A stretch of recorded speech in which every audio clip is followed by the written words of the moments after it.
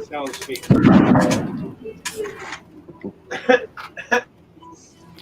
It's going to happen all show long. Hey, everybody, what's going on? This is the KotoKai Robo-Dojo 4 Horsemen Buildoff stream number 12? 12. I think it's 12? I think it's 12. Rock and roll is pretty sweet. I'm here with some of the lads. And my little brother. And a littler We have a guest star here. Say hi to the internet, Brandon. Hello, internet. You I'm live. You live right now. Like an ad in the bottom too. Yup. Build more models. Yeah. Yep. That's right. Build more models. If you need them, you can get them here. And if you want to get them a little bit cheaper, you can use my code. So, yeah. We are doing it again.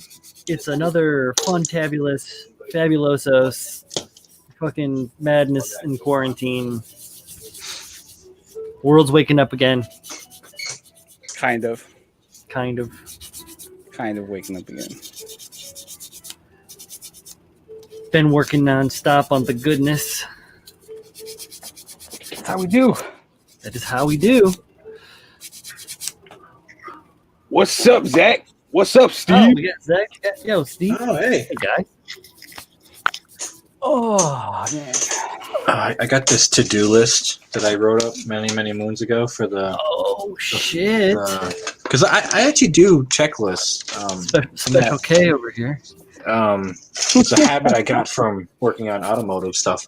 But I've got this list, and I'm looking at it going, I don't know what the fuck I wrote. Like, I wrote first detail work on armor boxes. I think I meant finish. So I don't know what hour of the night I wrote this stuff. But I'm going through this checklist, and I have no motivation whatsoever to do it. I'm like, I kind of just want to work on the Kasatsu. Well, you do have the option to do that. Yeah, dude. That's true, but I figured I haven't touched the Zaku Warrior, the famine build, and what feels like forever. I touched him to move him. And that's about it. So, yeah. That's where he stands now. Got a little... Oh yeah, I don't know if you guys heard that one, but that was a long fart. He's got his, You could have just said it was your chair creaking. You could have just said it was your chair, bro. You got to give that one credit. Come on.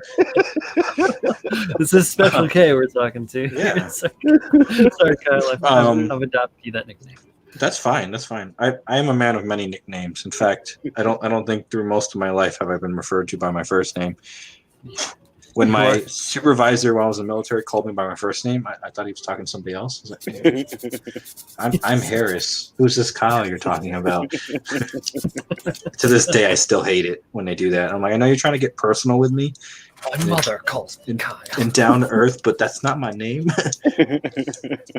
I call him Kilo. Yeah, Kilo. It's If you were really his friend, you wouldn't call him by any normal name. No, like in high school, I think my freshman year of high school, I somehow inherited the name Krusty Kyle. Oh. Because I would always eat a friend of mine's pizza crust. Yeah. So she's called me Krusty So Kyle. it's literal. It's a very literal. Yes. I was very hygienic. I cleaned myself, so it had nothing to do with that.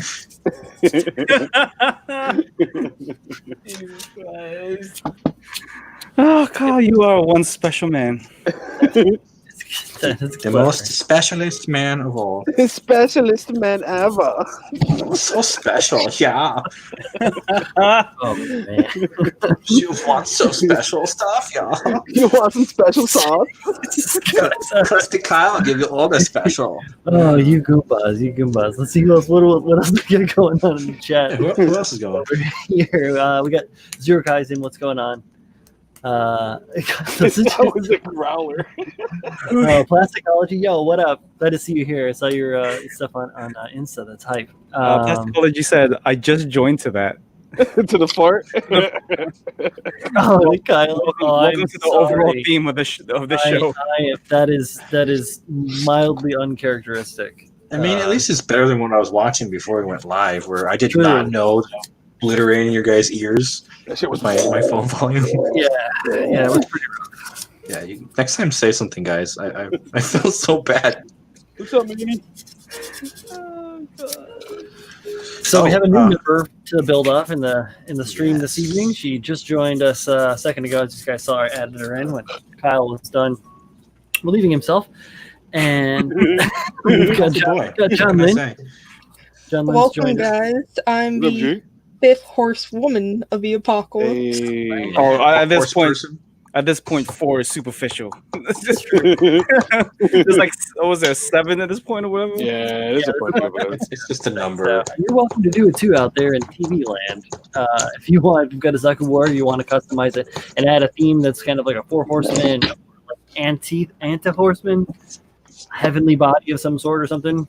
You're welcome to join along. There is no deadline. There are no prizes. This is for fun. That's why we do these things. So, You get to do cool shit and learn stuff. really, yeah. Build I don't something. have the kit yet, but I have been planning. I have been scheming, buying claw plate.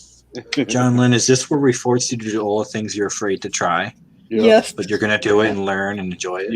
Yep. I bought paw plate. They only had the little strips. A guy grabbed the last one before I could. Did you get any what's it called, sheets of plot plate?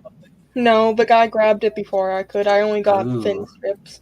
If anything, I've got quite an abundance. I can send you some stuff to kind of play with. Yeah, I've got a little care package that I would be sending John Lynn's way. So Now, he'll be do getting. you have a ruler of some sort and cutting apparatuses, such as a hobby I knife? have You should have a plastic whole ruler and a X-Acto knife.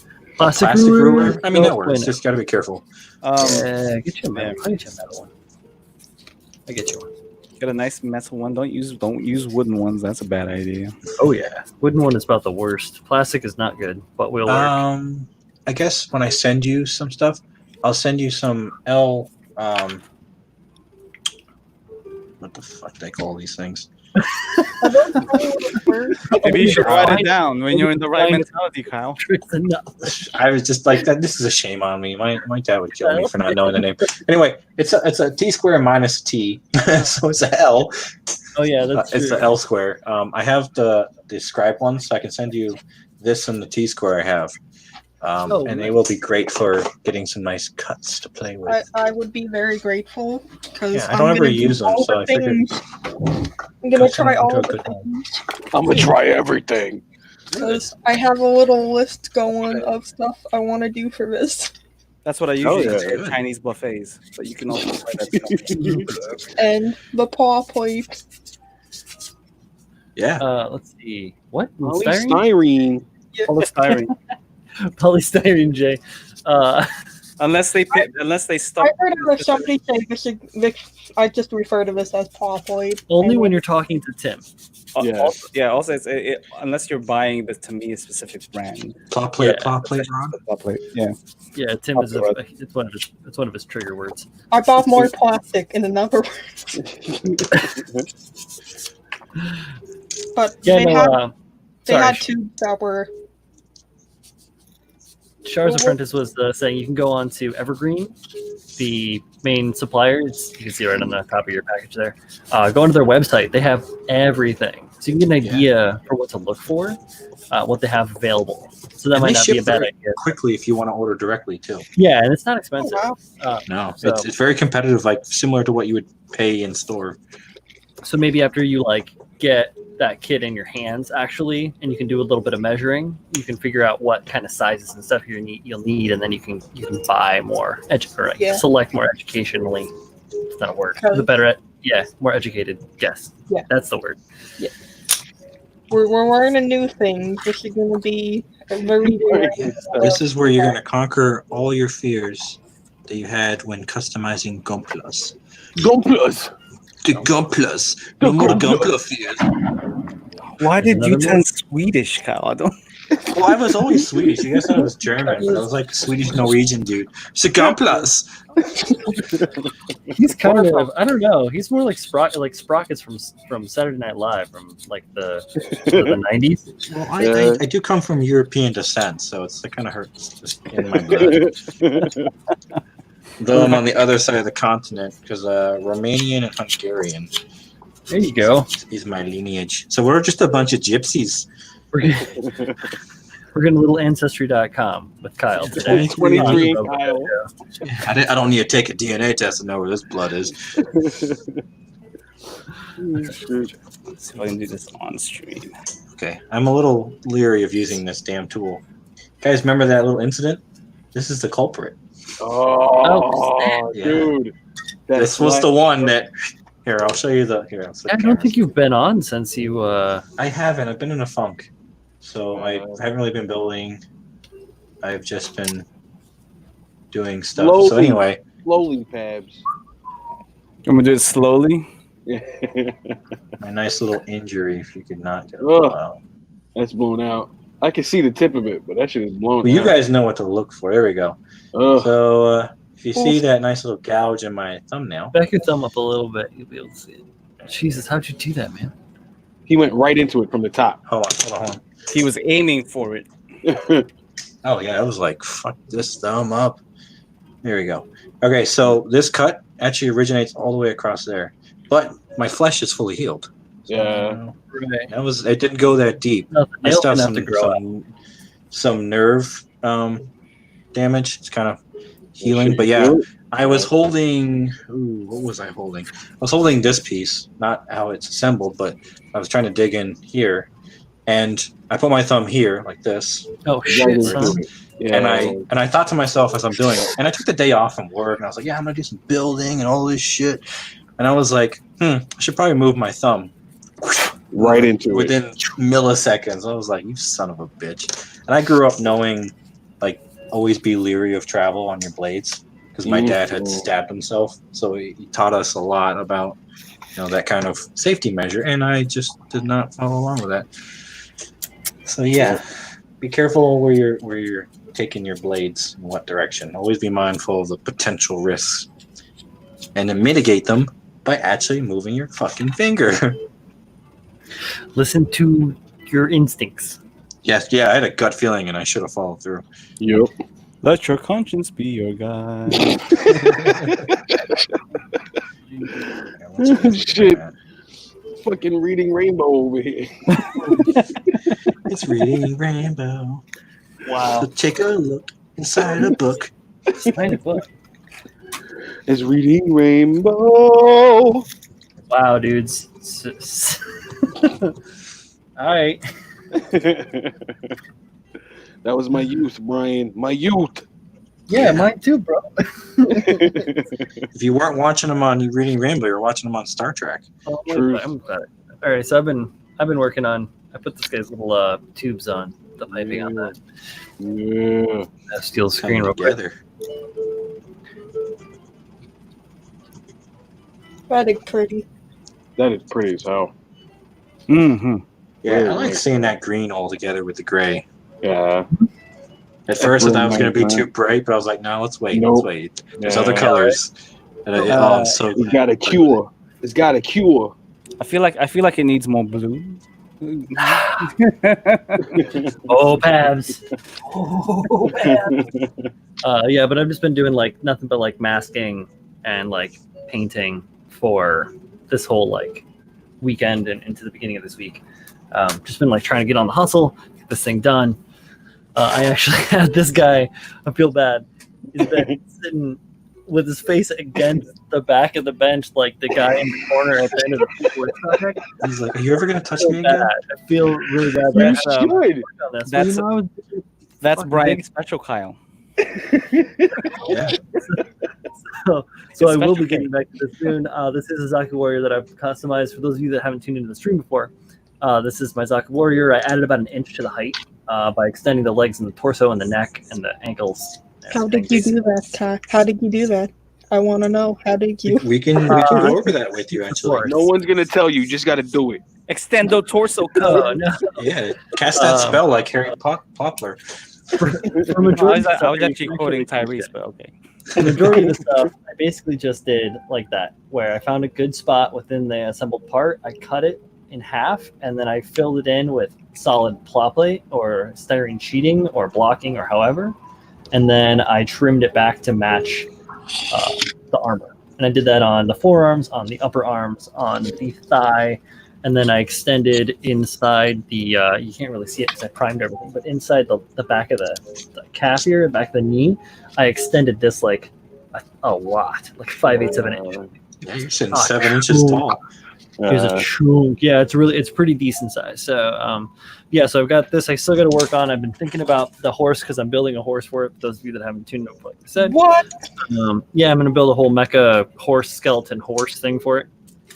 And I've got this scythe that I've been working on too that I need to like do more to. It's made out of some like Kotobukiya parts, and this is a part of a blade from an Astray, something or other. And there's some styrene rod too. But yeah, so I want to do something with this because I don't really like how that it's like it looks more like a flag. I don't like that. So gotta do something to it. I don't know if that means that I'm going to be like screwing around with heating this up and bending it to get like a weird scoop in it.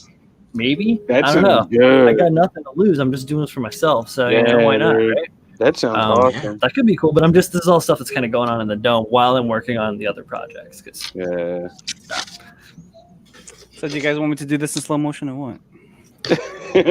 Yeah, you're going too fast, man. Slow it down. You're going too fast, bro. All right, hold on. Show us. So this is just color 1. This is the 100 wound wart resin kit. Slower pads. Slower, damn man. Yeah, she likes it slow. Man. Yeah. Hold on, guys. I need to take a step out. This is I getting like too intense. that. I like that. Look at that color separation. Ooh. Look at that. Pretty Gorgeous, man. Look at that scribing. Yeah. Yeah, it came out surprisingly nice. Is that just Surprising. street scribes or are those original PAB scribes? Those are original PAB scribes. TM. TM trademarked with a Z. Yeah, so I've got 2 of these. The other one's still kind of drying. I've got like a whole bunch of just this secondary gray color. Now I have to mask it again, give this like spot like a 3rd color, and then mask it again, and then give these little areas a little bit more color, and then mask it one more time and get this little guy done. And then yeah, that's essentially like the shin, I guess, right, of this thing. Yeah. But yeah, there's a whole bunch more to unmask. So tune in if you guys are into that kind of stuff. And I don't kink shame here, fellas. Nice. Very nice. Good stuff, Fabs. Good stuff. Thank you. Julio, what are you working on? Did you show Oh me? man, yeah, I can totally show you. All right, don't do Twisting this. my arm. Don't say words. Don't say words. I'm just snapping. Okay? Ooh. Hold on, guys. Before you say anything, let's acknowledge the sweet camera action we just witnessed. Yeah. That is some pretty. I am very happy you've learned to set up your scene, Julio, because that Twitch stream. It was the initial stream, my guy.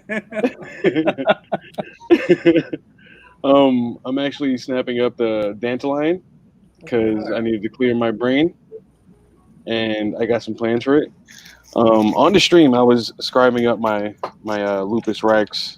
He's looking pretty nice. You probably can't see any scribing because everything is blown out.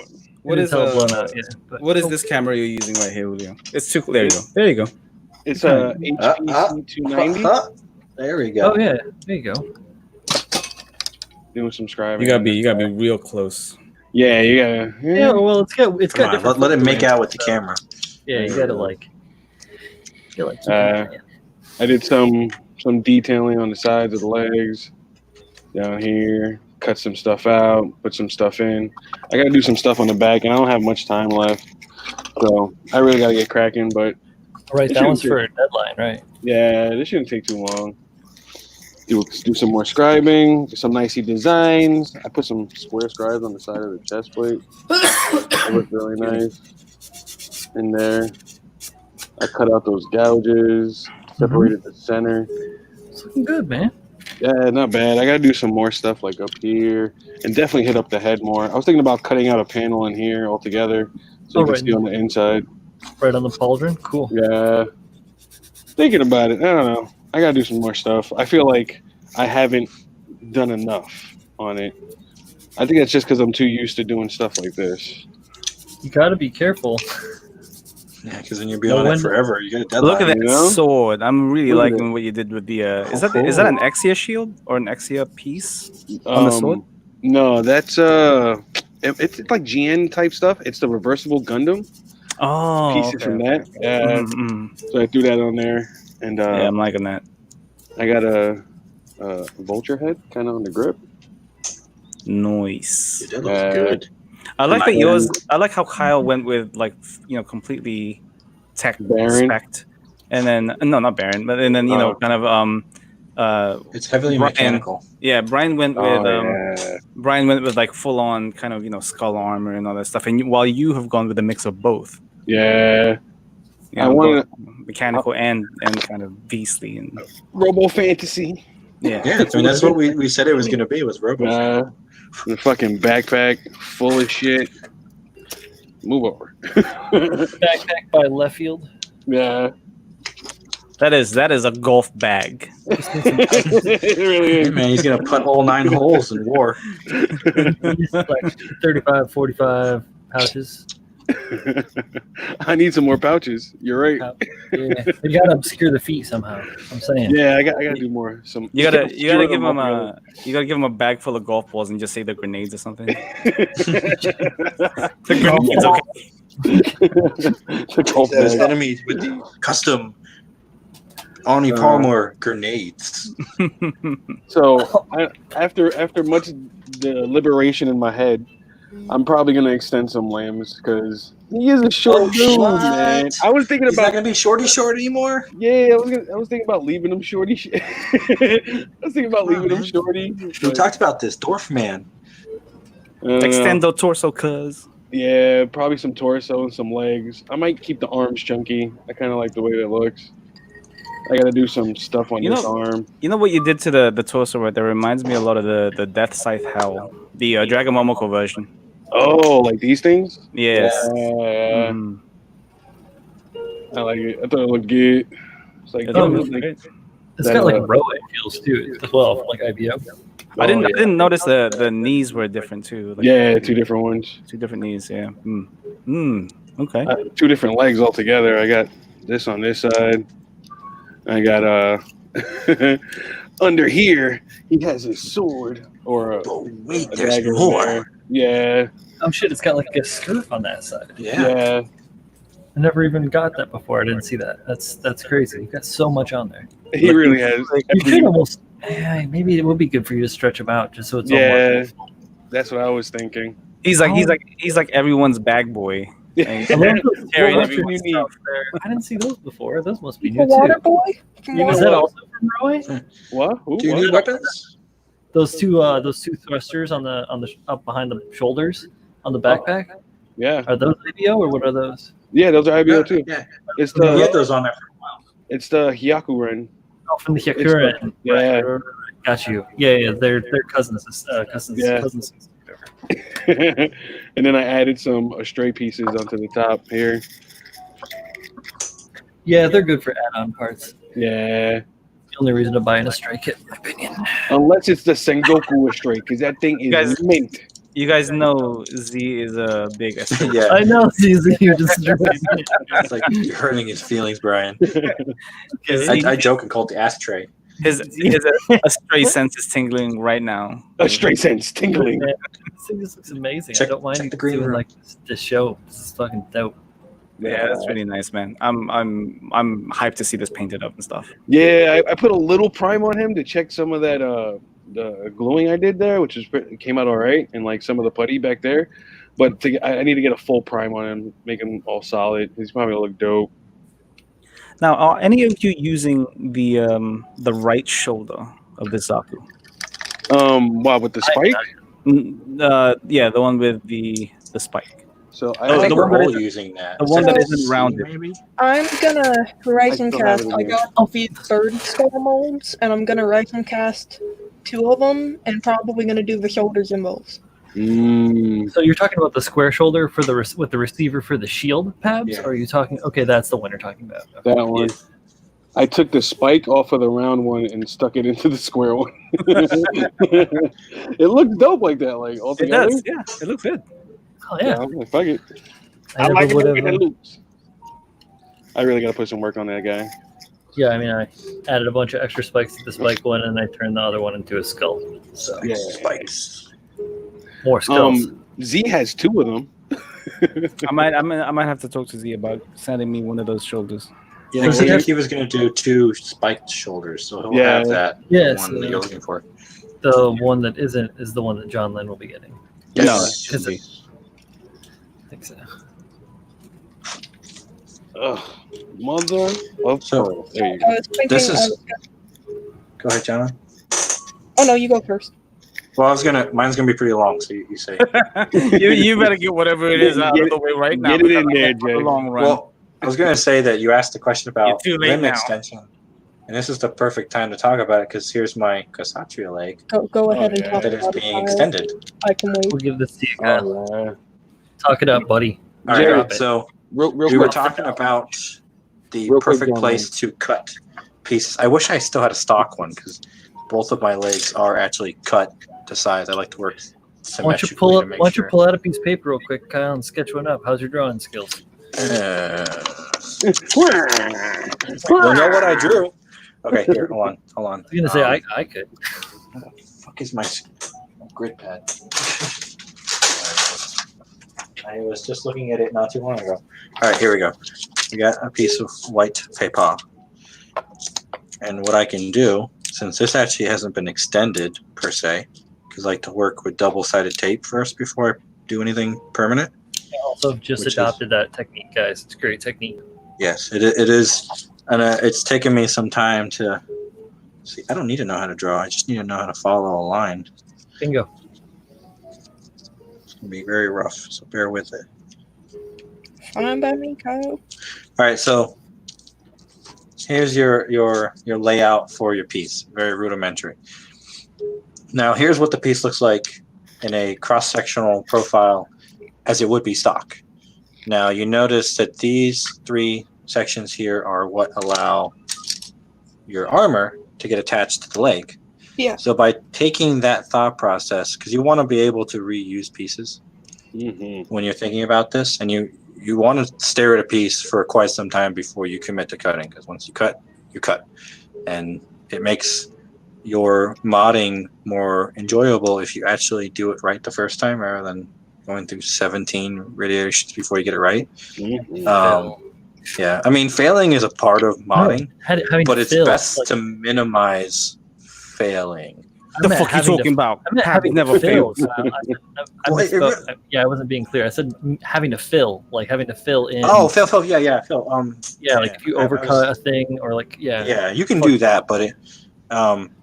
And I remember in a previous stream, I think it was Persistent Turtle, he had asked why I wanted to make sure this cut was an even cut. And for me, I work off of straight edges. So if I know this is a straight flat cut, putting hot plate on there, you know it's going to be flat there too. That's where we're getting sidetracked. Anyway, so when looking at this piece stock, you see, okay, I want to maintain connection with my exterior armor. That's, you're going to list the things you want to have set up properly. So if you plan on not doing any modification to the exterior, but you want to lengthen limbs, then your priority would typically be to be able to still connect these pieces in their stock points. And something to be mindful with this particular part is, let me get myself in frame here. This member here, this is the connection for the knee that actually connects to the upper portion of the leg. So here, and then that connects there. So this is very important, this armor, because it interlocks into a system above it. So that you have to be mindful of that when you're looking at these for extension. So I can't edit this. I mean, I can, but it'd be a lot of extra work and a lot of things to be mindful of to make sure you're consecutively following along. So this is not going to be touched in this particular upgrade. So I see here, these 3 points are what this connects to. Well, everything below that is not a problem. Well, on this stock part, you notice right here, there's a bit of an elevation here. And that kind of gives me a natural guideline to follow to make sure I have a nice clean cut and I just miss this back peg. So I chose that as the area in which I would extend the limb. So that way this armor is not impeded, and I get some elevation.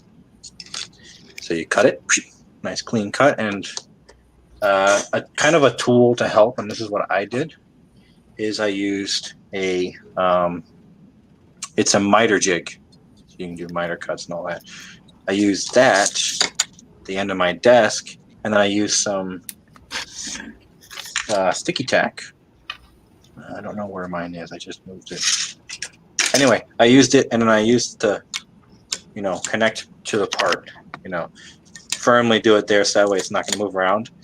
And then using the 2 guide rails here, you can maintain a nice straight cut, and then take your time. And that's how you can kind of gauge it. Because I remember I'd asked, what are some methods you guys have used to maintain a straight cut? I mean, I've got my own little methods from carpentry, but taking it to a small scale may not translate well. But I remember Pabs had mentioned being mindful of where your elbow is. If you move your elbow in a straight line, your hand, as long as it's fixed at the wrist, will also move in a straight line. And that was actually really good advice.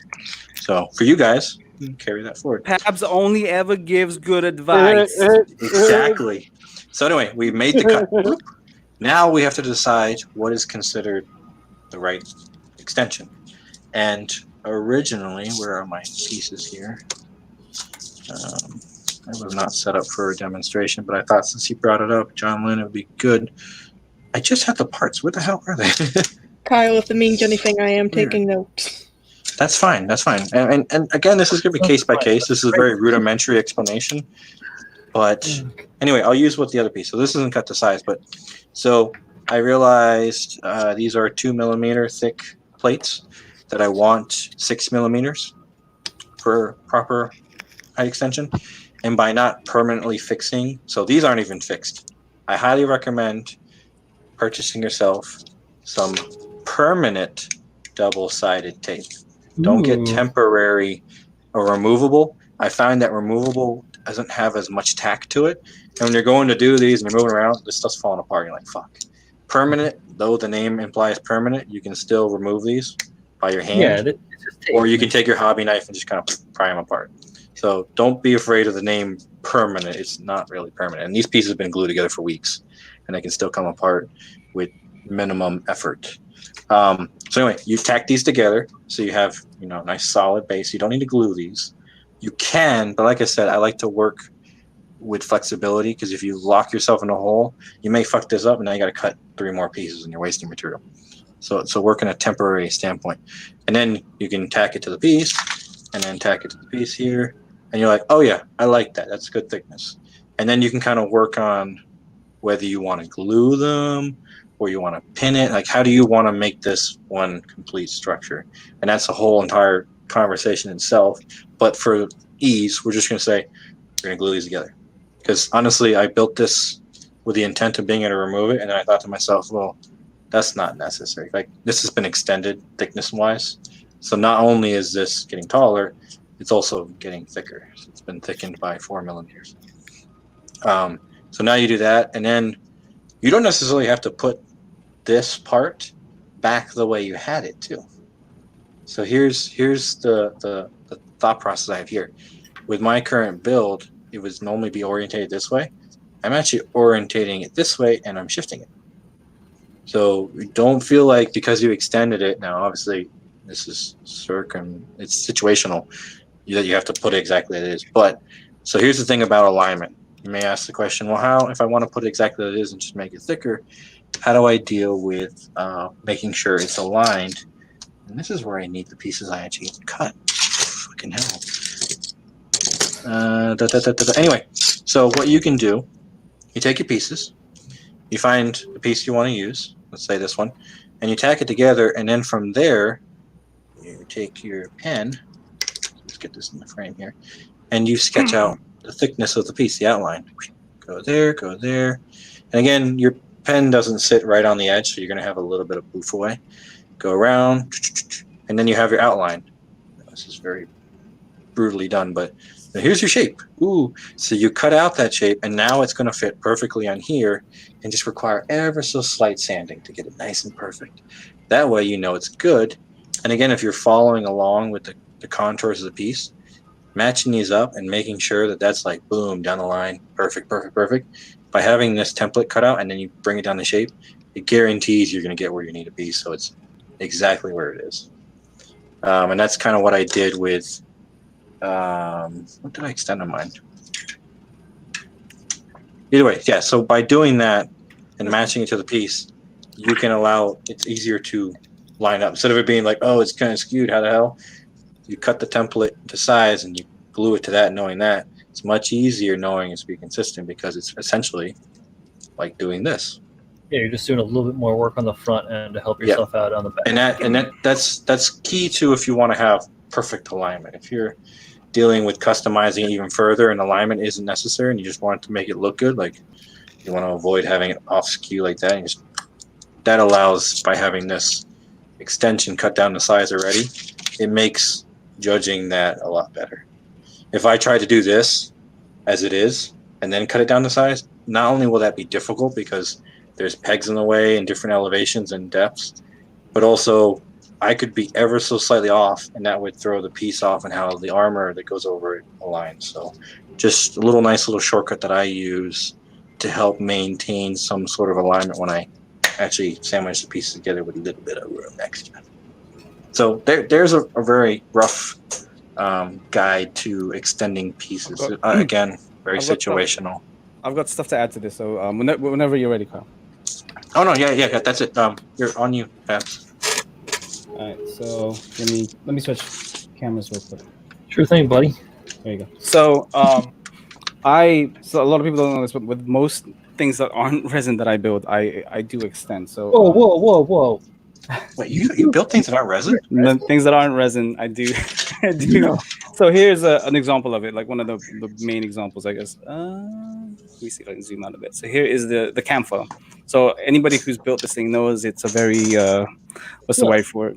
It's like someone took the y-axis in Photoshop and just dropped it down. It's a very squashed up kit. Essentially, it's a very old kit, so the proportions were never really nice on this thing in the first place. Now, the thing I usually advise people whenever they're extending is build the thing first, all right, and then look at it, look at the proportions, look at the silhouette, and see what exactly it is that's bothering you to make you think that, okay, I think I need to extend this, and then think about if you extend one piece, are you going to have to end up extending something else to give it the correct proportions? Because you can extend something and then, or you can extend the torso and then be like, oh, well, now the arms look very short or the legs look very short. So yeah, put it all together first, look at it, and then kind of make your mind up there with what you're going to extend and how much you're going to extend it by. Because a very small extension can go a long way. So you can extend something by less than 3 millimeters and it would still make a massive difference. So for example, this thing, I mean, this is a really bad example of it, but this thing was extended by at least 6 millimeters by on the torso. So the torso in this thing, if this will zoom in and the camera will show you, I mean, this whole back part, no, this inside part here that's not what the camphor looks like. Again, if you guys have built the camphor, you know what that looks like. So this was extended by 6 millimeters. So when I did that, now the torso looked way too long. So I also had to extend the legs to give it more.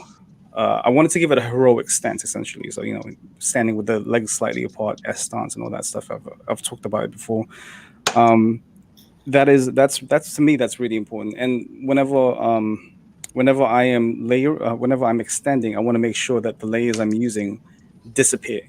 Which is why I tend not to use Kyle's tape method, and I just go straight for cementing, because with cementing, obviously there is a chemical reaction with the styrene. The layers disappear once you start sanding it up, and then from there, once you place the first half of your piece on top of the bottom, you can cut that out, and then when you place, you can cut out the outline, and then when you place the second part, you will never ever have a problem of lining it up because it's already the shape of the pot. But yeah, so I mean that's kind of my take on it, like my additional take.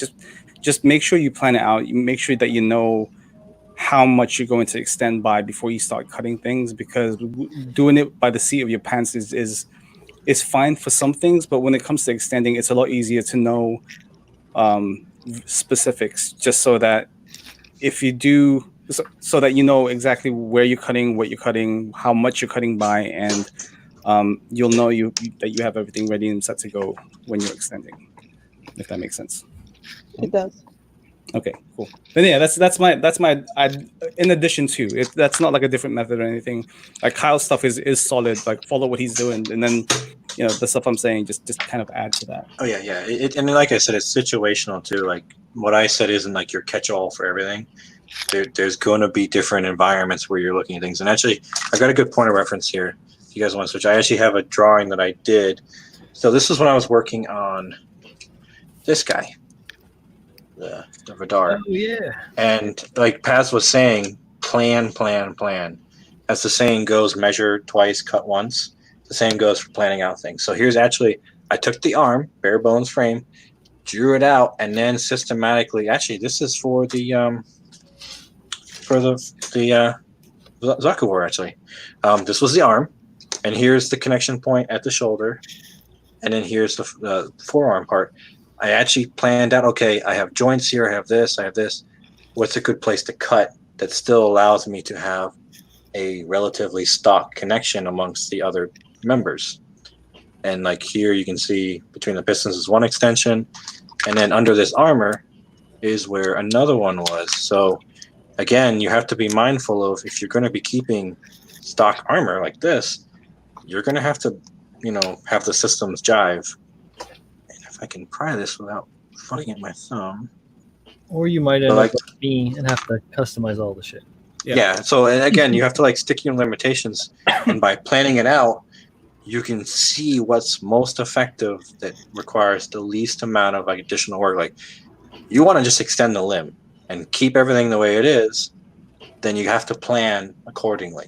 If you're okay with just cutting this down the member and then trying to make it work and go ham sandwich, then go with that too. But I agree with Pabs on that one that, yeah, planning is key. Normally I have an idea of the whole body of what I'm doing, and then I just kind of work with each of the pieces. Like I'll take the arm and just move it around, like, okay, what's considered too long? And you use point of reference, like, okay, in the human body, I can touch my thigh standing up. I like my proportions per se that I want to replicate in this case. So so Pabs brings up a really good point. Prepare and plan it out before you make any executions, because then you've worked through all the ideas, you've kind of cemented the traction, and the execution makes it so much easier. What did I just say? Pabs that only ever gives good advice. Yeah. So drawing things out, like you literally take the armor, the frame outline, and then you can, annotate certain key points. Okay, I like what 45 millimeters looks like. You can literally measure it out without making any cut, because now you have a point of reference. Go, oh, that's what 45 millimeters looks like versus 40 millimeters. Yeah. Paper all day long can be erased, drawn over, whatever. Yep. This, not so much. So not so much. So yeah, Pabs did a really good note that I didn't mention, but definitely do a lot of forethought planning when it comes to this type of modification, because once you put iron to the road, or rubber to the road, you're kind of in it. Iron to fire. Yeah, there we go. That's the terminology. Are we smithing, homie? Eye of the tiger? What? Yeah, all the above. Yeah, so that's your quick rundown there. Once hand gets behind the wheel. Yes. Once you grasp the shaft, you're in it. Very much in the past 10 minutes. And once you actually do it, we can go over specifics to what you want to do in that time. Because again, this is a very rough skim, and it doesn't nearly cover all the bases that you're going to encounter. Yeah, there's a very special kind of of trick that you start to kind of pick up when you start extending things, where you should extend it, where you don't touch. You kind of get an eye for it after a while. You like, how much should I do it? If not that much, why not? Like you start to kind of think about that kind of thing. Like you look at it and you go, I want this to be taller. Like, but where should it be taller? So I extended the thighs on my Physalis X and the shoulder joints to widen them out, because normally they come in like that. But yeah, it made for a better profile. Nice. Those are the Like, ones that Yeah, he was a big boy. Yeah, I've he's a long boy. customized it before. I mean, I did some kit bashing with my alternate history World War II Magnac, where I added in like the tank parts and stuff. And then I did that giant 4-wing kit bash, but I've never done extending, and I've never actually done It's easy. panel. Yeah, worry. once you That get it shit- down, that you're shit gonna is have easy. it, and it's an addiction. You're gonna want to Yeah. extend every kit you touch. That shit is super easy. Yo, And it's fun. real quick. Fuck you, Freddie. What's up? Fuck you, Freddie. What's up, Adrian? What up, Freddie? What's up, Craig? Because like I've also and what up, been, Z? I also But, kind of yeah. want to take it a step Oh and shit! make this What up, my Jason? big project for the year. Yeah, maybe in here Z's in the chat. Yeah, but he ain't in here. Why are you in the chat, Z? You got the link. He's busy not working on robots.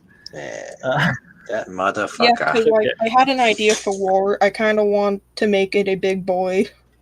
Oh, you're Yeah, gonna be yeah. doing war? I thought you were gonna be doing All right, pestilence. John Lynn, 100 guns.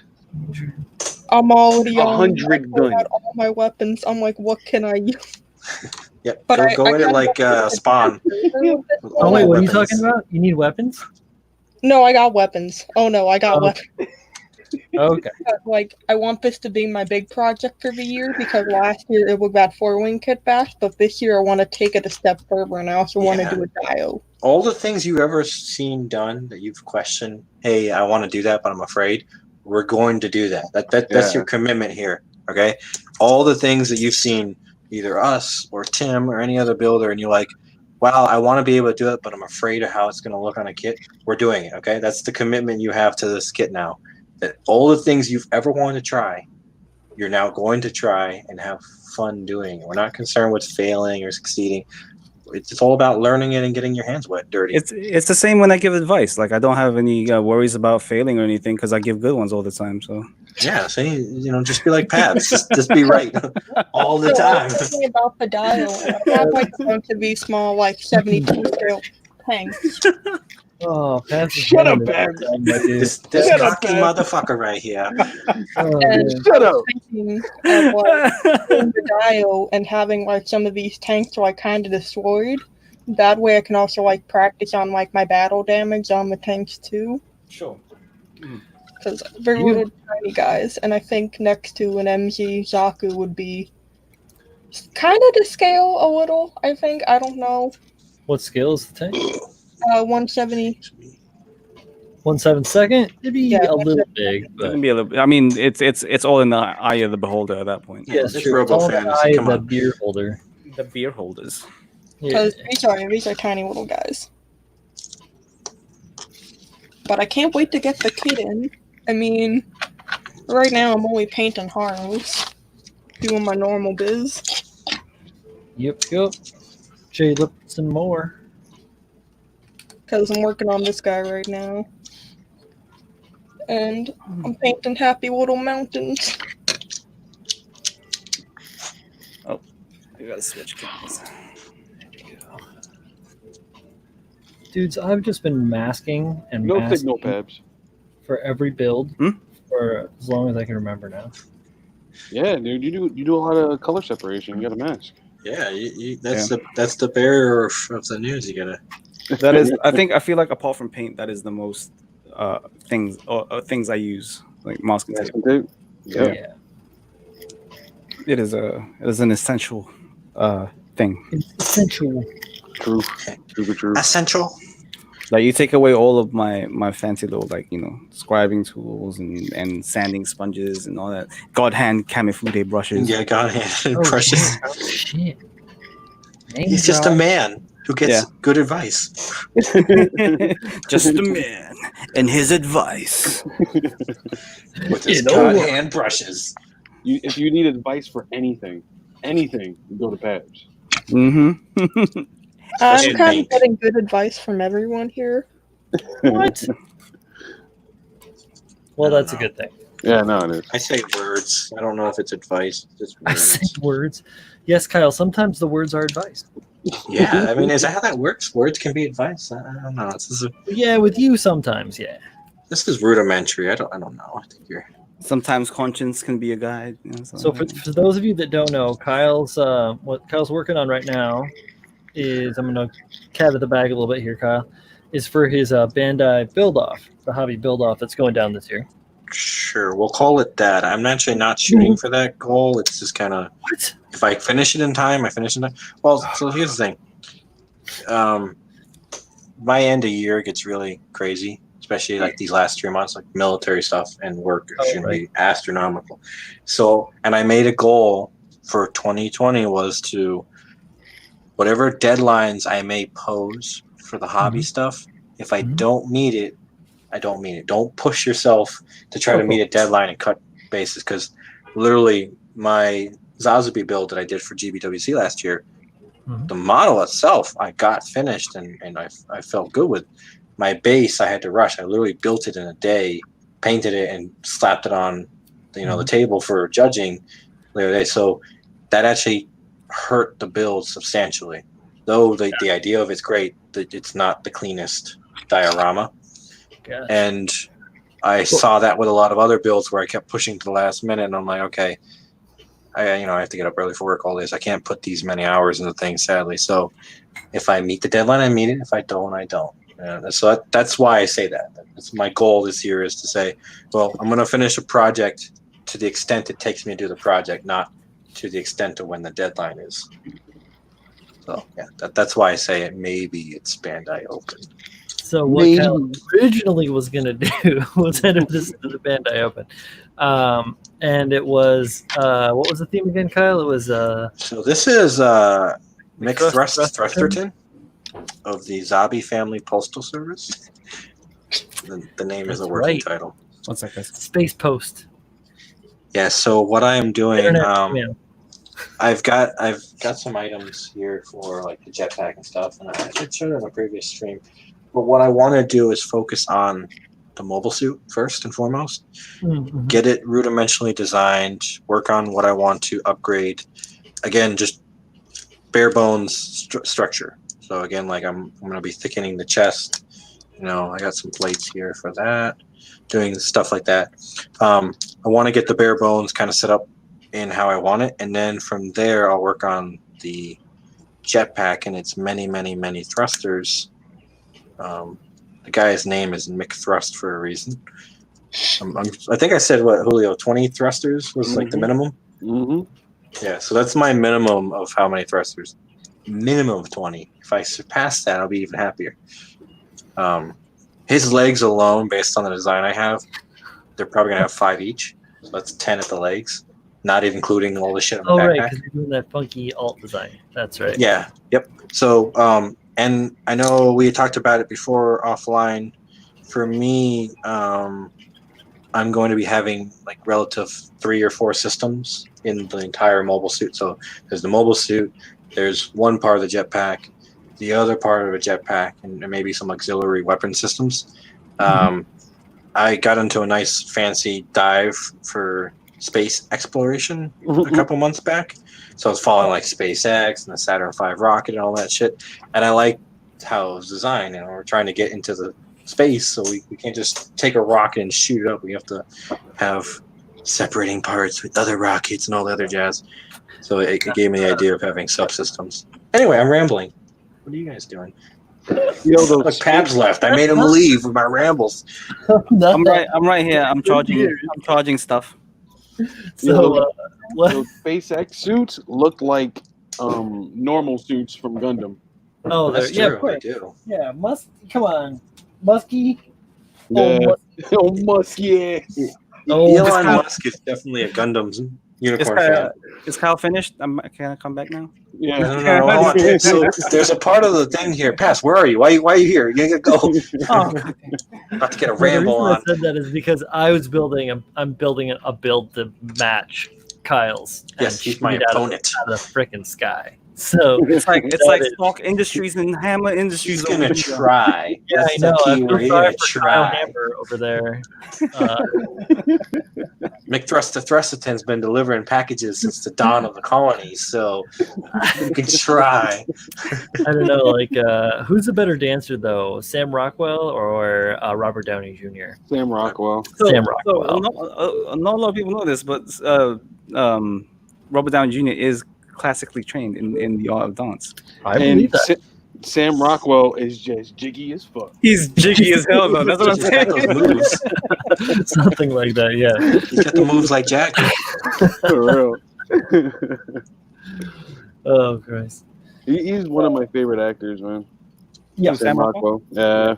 He was is good good in in the Marvel anything movies. he does, man. Yeah, everything he does, he does well. Yeah. Touches turns to gold. Midas Rockwell over here. Midas Rockwell. Man, I'm sad for the future of Marvel movies. Really? Yeah. Why is that? You're There's sad no or Iron stacked? Man. There's no Iron Man. There's no Rock. You know, there's no base there anymore. So I don't think some people don't realize it, but I don't think they'll ever be able to recreate what they've done with the Infinity Saga yeah. ever again. Yeah. Yeah. Like, I mean, what are they going to pull for him? I mean, damned if they try, because they will, Mm. but it's never gonna happen. I mean, Yeah. they're gonna delve into other bigger stories, like the big crossover stories in the comic book, Ain't like gonna the Inhumans, the all that stuff. The Yeah. Kree. Yeah. The Well, She-Ra. you think they're going to hit the multi-universe thing? Yeah, dude. They alluded to it in Far From Home, and I got excited when I found Yeah. out shit was fake, and I was like, "Oh, you bastards! I thought that's where Phase 4 was going. Fuck you guys." It'd be really cool if they get to like the Secret Wars. That'd be cool. That's what I was Ooh, thinking, Pav. They better. They've already set up the core for them to be able to bridge, and they have to go something bigger than Thanos. Well, they're bringing back the X-Men and the Fantastic Four, so that should be. That's type. I can do fun. with Krasinski as Reed Richards. Yeah. All right. So I've got these chromed out dudes, right? Make yourself big. Yeah. Listen, Could be. everyone's always telling Make me. it bigger. My Make eyes it- can't go that big. Get it bigger. Come on, make it big, Daddy. I got a bit. No, what can I say? All right, so I got these guys, right? Right. They're pretty shiny metallic. All those little circles, Yeah. like the Mhm. major 9 circles that is. Sorry, took me a second to count them. 9 circles. I'm gonna paint all those this color orange. Ooh. There you go. Oh, yeah. Right, you can see it looks really good, right? This is the Mission Models orange. I love this orange. Mm. We did similar things. Oh, well, that's fine. Yeah. So like, well, for me, like instead of using a metallic, I used a base dark gray, which is of a matte finish, and then I took I hand brushed the I hand brushed the this way. There we go. I kind of hand brushed the those circles. They're supposed to be missiles, so I guess just There's a plain red. missiles. Yeah. So there it is. It's nice. And Nice. clean. What What color did you use to are you hand brush that? are you match? sticking with the blue on your NZ, or are you? That's a good question. So, you know, if you guys are wondering why that thing hasn't been painted, it's because I have no idea what color to make it. I have genuinely no Wow. idea. I'm like, That's why I don't picked the know. color ahead of time. Usually that's the case, but like I genuinely have no idea. Initially, I wanted to go for maybe a Neo Zeon 2's color scheme. You know, there was a very brief nanosecond where I was like, maybe Julio is right, and then I was like, no. What, the orange? Oh, you question Julio? The orange, no. Some grays and some oranges on that thing. What? No, I'm not sure. That's the problem because I want to use the colors I already have because I don't want to The blue? buy colors. No, not just Oh. blue, but whatever I have here.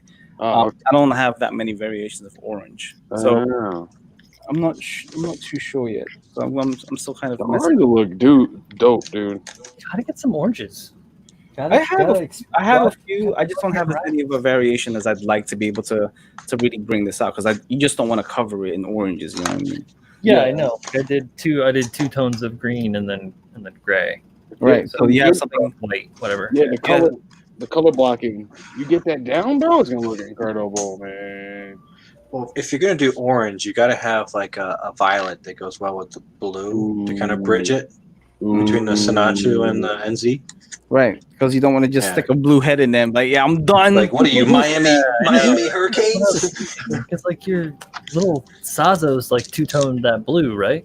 Yeah, It's like two tones, right? So Mhm. Two-tone blue, white, gray, and white. No, not white. Black. No, not black. I don't know. I don't even know where it is right anymore. why not do that? Yeah. I And have gold, no I clue think. what it is. why not just carry that over into the body? Is it too much? I think it's too much blue. Like I don't want it to. I don't want it to sit in the Neo Zeon and then just be completely lost.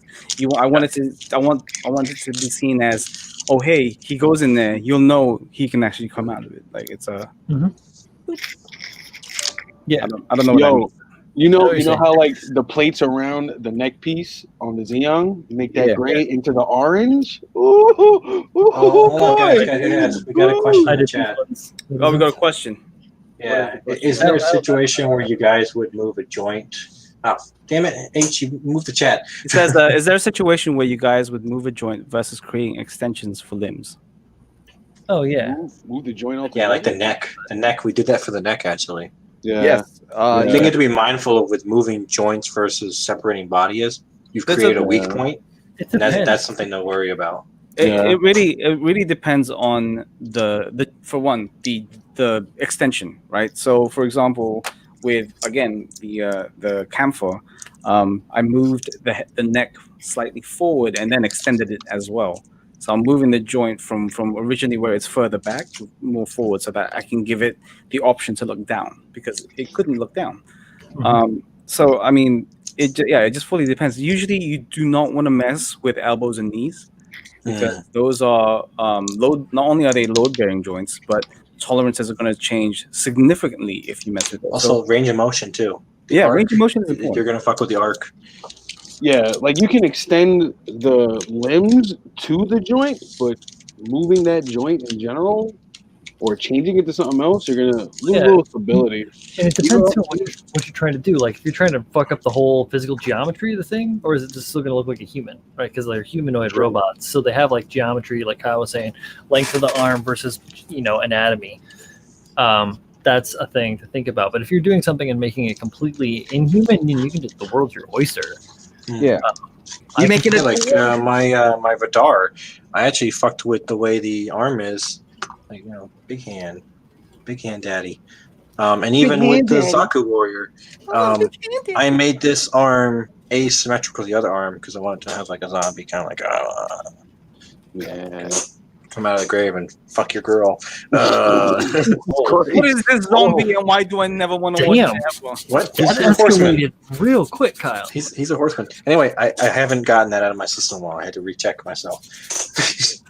But no, he's right. You can give it an outer worldly, way of doing it. You can offset, so like it has a jagged arm rather than a straight forearm. You can, kick it out, so it's kind of like a weird bone structure. There's also like a tonight. there's also a very like a dependency on the mobile suit's characteristics, right? So you've got like something like the Barbatos Lupus Rex. It has abnormally long arms. Yeah, That's, and like, I mean, that's not long forearms. That's not in proportion. That's those are very long arms. But they still look within that universe's suit. It still looks humanoid. It's supposed to be like a wolf. Yeah, werewolf. Yeah, that's what it's yeah. So it's still got an animalistic nature, but it's still within that characteristic of the Barbatos. So it's it's you kind of have to chalk it down to what is it you want to accomplish. That's all done in the planning phase, as Pabs mentioned. If you know what the theme of your kit is, you'll know how you want to target the smaller details. I'll show this real quick, guys. So this is my arm detached from. I did both my arms the same on my Zaku warrior. Kyle and I both extended our kits quite a bit. It's not tall enough. It wasn't, and it was weird. Very dumpy, and the neck was super duper short. But like mine, I wanted to be able to disassemble everything and have it all work. So I needed to maintain the peg hole on this end, which Kyle just extended. And I also needed to maintain the multiple joints in the elbow, and then obviously, the wrist and everything. Make sure everything was super copacetic as well as looked fluid. So when cutting the arm, I didn't want to cut this in a weird spot. I mean, obviously, I'm not moving the joints. I'm just extending the distance between the two, right? So yeah, the forearm got extended more because the forearms were abnormally short for some reason. I don't know why. Not my design. But to maintain this upper part and still maintain this inner hinge joint, which is inside there, I had to cut the fully glued assembled piece right on the freaking edge of And I know where you cut it actually, because it's the same place I did mine. It's right at the socket where the thing, the armor connects. Mm-hmm. And and then glue the whole thing back together and do it. Brian, how did you fix that issue with the shoulder joint coming in? The peg for that? Because with you extending the upper arm, the bicep, I didn't have how to. did you address that? Because that's a good point to talk about as well. Yep, exactly. The peg is exactly the same. All I did was I cut it in the middle of the bicep, as opposed to jacking up the end. For me, I had to extend my peg because where I cut, it didn't have a solid connection, so it would pop out. Yours doesn't tie in, but mine uses the same joint, so it ties in exactly the same. Yeah. Again, that's another thing you have to think about is the systems talking to each other. Again, planning. Like, if I cut here, how does that affect all the other items? I wanted it to operate, the same as it would normally if you had just built it. Still have all the posability, or actually probably more because the arms are longer and the legs are longer, so you get more dramatic. Whatever. Saying. What's up, Edward? Oh, I'm down here now. Quaalude? Come on, those are old drugs. Sorry. Who takes Quaaludes anymore? Come on, this is the 70s. Edward's hitting us with old drugs. We got Zanny and bars now. Quaalude. No, he's not that lovey. I don't know. I was hyped. I haven't talked about Gunpla in a while. Kids don't do drugs. It's bad for you. Exactly. My wife doesn't talk to me about Gunpla, so. So what I think I'm gonna do to paint those little guys is I'm gonna make a singular mask out of a square of tape with a hole punched in it, and I'll move it around to each individual piece and spray it. Just like put it on and then pull it off and move it to the next spot. That might be a really bad idea. Yeah, as you're explaining, I'm like, that might not work out as easy as you think it does. You'd be surprised though. Well, or I could make it out of to find out. I could punch it out of I could do that. I could punch it out of really thin styrene. I've got a bunch of this like really, really, really thin styrene. So I could just punch it out of that and make like a mask for it, like a hard template or or just like something to freehand with. So oh, you're talking about the little missile things on the shoulders? Yeah, the little missile pods. Yeah. The little Why not just take some sticky tack and circle around it? It gives that a very soft edge. It's a very soft edge. That's a good point. And they're not all that elevated, are they? They are not very. Slightly, but not very elevated. Yeah, and I also have this punch left over from when I did the flea. So, bingo. Does it bring back memories? I didn't. It wasn't all that long ago. Horrible nightmares. No, the only one that has nightmares is that skull. I used a like for circular details. I use a vinyl car. Yeah. Yeah. I'm sure you guys didn't hear what she just said. No. That's weird. Yeah, what was it? Wolf of Wall Street, where he takes expired Quaaludes. Kyle, I seriously thought you said Wolf Wall Street. Wolf Wall Street. Yeah, Wolf Wall Street. Wolf of Wall Street. You never seen that movie? It's it's a kids movie, right? Disney. The dog goes to Wall Street. Wolf Wall Street. Wolf of Wall Street. Oh, bitch. I just saw Wolf of Wall Street and I love it. Yeah, it's a great movie. I don't think I've seen that one, guys. You have really? Have you guys picked up the phone and started calling yet? Nah. The lines are open. I think you'll like it, Brian. It's a good movie. Yeah, we'll see. Yeah, we'll see. I thought Leonardo did a great job in it, and everyone else too. Jonah Hill. Jonah Hill's in it, right? Yeah. Robbie. Margot Robbie. Margot Robbie. Mogul Robbie. Everyone's favorite. She's Aussie. She's not. She's Australian. Yeah, dude. I was about to say she's not from Great Britain. They both sound the same. She's one of those criminals.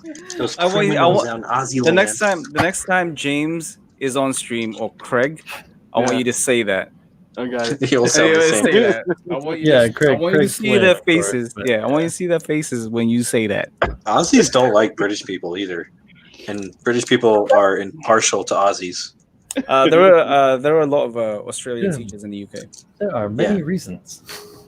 Well, I went to Tower of London, and they were doing the tour and all that, and like, they used to give prisoners this, watered down water from the river and some bread, and that's how they survived and everything.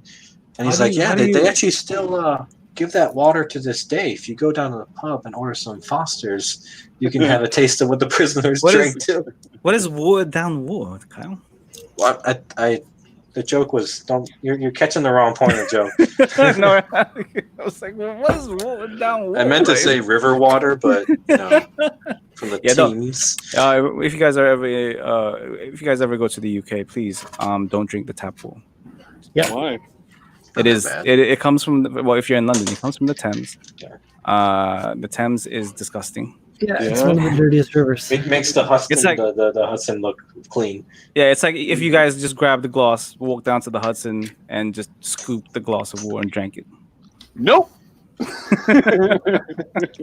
For against that. The funny thing is, last time I was in London actually was the Queen's birthday, Did you? No. I was and we were Kyle's actually in at the Tower of town, London He when it always gets happened. invited to the party. Yeah, Peps knows the Queen. Him and Elizabeth are down on the palace and all that shit. They build Western together. Oh, you mean the little Liz the ghost? Yeah, I know all about her. She moves in and out like a ghost. That's why we call her little Liz the ghost. You have the She- only right of anyone here to talk. I have no say. Yo, Edward, if you want to try a lewd again, just smoke a fatty. It's similar. Not as potent. Today's grass is way more powerful than the old days grass. Yeah. Oh yeah, well, and they got so many different strains. I know, right? Like Mm. I would be mowing the lawn, and it's like the blades are breaking. I'm like, what the hell? Shut up, stupid. This is the greatest. He's like, is this Yeah, I Kentucky walk into bluegrass? The grass is so strong. Like, Turf. what damn, what are they using on these things, man? Yeah, This we're is having great. turf, man. And I smell Yeah, and it just burned off. You're fucking killing me, brother. This is the I'm not gonna lie, I kind of wish I lawnmower. got a chance to try Quaaludes. I mean, we can cook something up, Kyle. I mean, not anymore. Now I'm a little cut edge. I can't You be guys let playing me with know it. how it goes. That's a big note from me, good sir. I'll be, I don't know. Nope. I'll be Hey, can I keeping my just ask where you kids I'll be get keeping my eye on the Citizen app for reports of your miscreants. I say I haven't had a bad trip yet, but that might change very quickly based on whatever we mix together. No, I'm gonna crossbreed some weed and just call it Pabs' lawnmower. Damn, this shit is strong, man. The hardest part about using a freaking freehand stencil, which I just made one really simply, I punched a handful of holes in random spots because I've got a lot of different things to encounter on this thing, is I have to hold this and this You only have two And- hands. airbrush at the same time. Yep. So I'm going to use one of my vices. I'm going to use my vice. Your helping hands? Helping hands? No, I've got this guy right here. We all I've got have that too, but mine sucks, so I ended up getting another one. we all have vices, my friend. Mine is mochi ice cream. Ooh. Words of Oh, look at that. I see everybody's faces change. Everybody made their O face right then and there. If you guys ever wondered, there it is. Respect. Made their mochi face. He'll be here all That's a night. vice I can get behind. Yeah, that's a good one, Pabs. Mochi ice cream. Some I also really like this thing called the samanko. Some uncle. Yeah, so it's the fish shaped type cake, but it's got ice cream inside. And usually it's either Is like it called Crunchy the Whale? no, it's either usually a strawberry jam or a red bean paste alongside ice cream. Yes, sir. Jamming. I've had red bean, Jamming. and it. Oh my god, like it's so sweet. I love it. Yeah, it can be really good. It threw me off when I heard bean. I was like, how is that a fucking dessert? And I was like, no, it's so good. Killer red bean Twixes out there in the world. We had a big Korean grocery store, like the size of like a super Walmart, where I used to live, and they have like big little pastries, but they kind of shaped and look like walnuts, but it's like cake. Like, Was it called H-Mart? Yeah. H-Mart? Yeah. I love H-Mart with a passion. We got what's it called market over in Schaumburg. Mitsuya Marketplace. Yes. Mitsuya. Like, I love that you can go in and get your groceries, and there's like 5 little restaurants you can just park your cart next to and go to. But like they were filled with like big red bean paste, and they were the best thing I've ever had. It's dangerous. H-Mart is a dangerous area for my wife and I. We were there. We were there. So H-Mart finally opened after the whole, after quarantine. We finally decided, we're kind of low on our Asian market supplies. Let's go buy some stuff. Went in there thinking, probably spend around $60-$70 worth of $150 later. No, 300. No. This is a little over $200 later. Oh, that's not bad. That's like 2 weeks worth of groceries right there. Talk about it. It's been 3 days. We're almost out. I walked into H-Mart, right? Ration, man, ration. Buy a few things. I'm mainly looking for Reiki nuts because they were in season when the time I got there. And then I walked out with a new table. Oh shit. Yeah, there were only ever certain stores that my wife and I would frequent that happened to me. Like her. One of them is H-Mart, another one is Target, and the next one is fucking Target. What is it? Target is nice. During this whole COVID nonsense, Target has been like the go-to. Yeah, they have shit in stock together. I like how their CEO was like, "I'm a fucking billionaire. I don't let him loot. I don't care. Yeah. Go. Free shit for everyone." Oh, yeah, he said it. Yeah, he said it. Hey, Steve, my wife is half Polish. She makes some fucking bomb ass pierogies and sauerkraut. We get pierogi fest in Chicago. Yeah, man, she's half Italian, Irish, and half Polish. So the best. Wait, that's one and a half stuff. No, half Italian, Irish half, Polish half. There's thirds. Those are thirds. Those are thirds, Brian. Those are thirds. No, they're not. No, it's quarter Irish, quarter Italian. Than a man. Half Polish, right? The Syrian market, right? Her dad's all Polish. He's as Polish as he comes. Hey Z, if you so he's saying there's a Jetta GLI for sale in Grand Rapids that's calling his name. We could we can make a ride over there, visit Zach while we're at it. Yeah, we haven't done a trip to Galactic Toys in a while. Yeah, it's been a while. It's been a good. It's been a year. It's been 1 year to this day. Was it? No. I wasn't working for Ton of Blank at the time. I think it's been almost 2 years for me. Because we did go around August. I've never been. Dude, come visit. I've been to Grand Rapids? I don't think I've been to Grand Rapids. I've never been to Chicago, so... No, this is Michigan. That's Michigan. So I've been through D-Town. And that's, I think, about the most of the time I've spent in Michigan. It was like 8 hours. Yeah, Grand Rapids is kind of out of the way. I spent a lot more time. Fancy part of Michigan on the west coast, in Iowa, over by New Holland and Grand Haven and all that jazz. What's a Grand Rapids? Says Mr. Frankie RG over there on Twitch. What's going on, Frankie? What up, Frankie? What's Grand Rapids? It's sound. West Michigan is really nice. That's where all the rich people in Michigan live. Grand Rapids is when you go really fast. It's the part Grand Rapids, lots of fun. Hang on to your everyone. We had a thing called Rapids Water Park in Florida, and that was their theme song. All right, I'm gonna get a sip. I'm gonna let you fools go. Polish kielbasi from Scranton, PA. Polish kielbasi, what now? Kielbasi. Kielbasi. Kielbasi. You know you say kielbasi. Nah, it's just kielbasi. Kielbasa. None beats a little Polish kielbasa from Scranton, PA. Quarter Polish, quarter Italian, and F Russian. F. I don't know who said it in the chat, but somebody said that they would love to see Pabs High. That's my secret, Captain. He's always high. I'm always. Oh my god. Haven't you seen his eyes? It's Krabs Ruffalo right now. Yeah, my eyes are usually a lot bigger than this, buddy. No, honestly, I got that stuff out of my system at a very young age. And his You youth. mean you got it into your system at a very young age? Yeah, there you go. I mean, well, yeah. Pads, do you know how it is to smoke one and then paint? Yeah, man, I'm European, bro. No, so yeah, as a kid, as a young man, that was kind of like the in thing to do. And I mean, I tried to not be in that crowd, but when you're traveling and you go to places like Amsterdam and all that stuff, it's just it's such an ingrained part of their culture. You just can't help it. At least try it. Yeah. I did it, and it just wasn't for me. I get why people do it. I get why that culture is a thing for them, but it just never really resonated with me. And I did have one very bad high, and I never. Oh yeah, that will do it for you. Never again.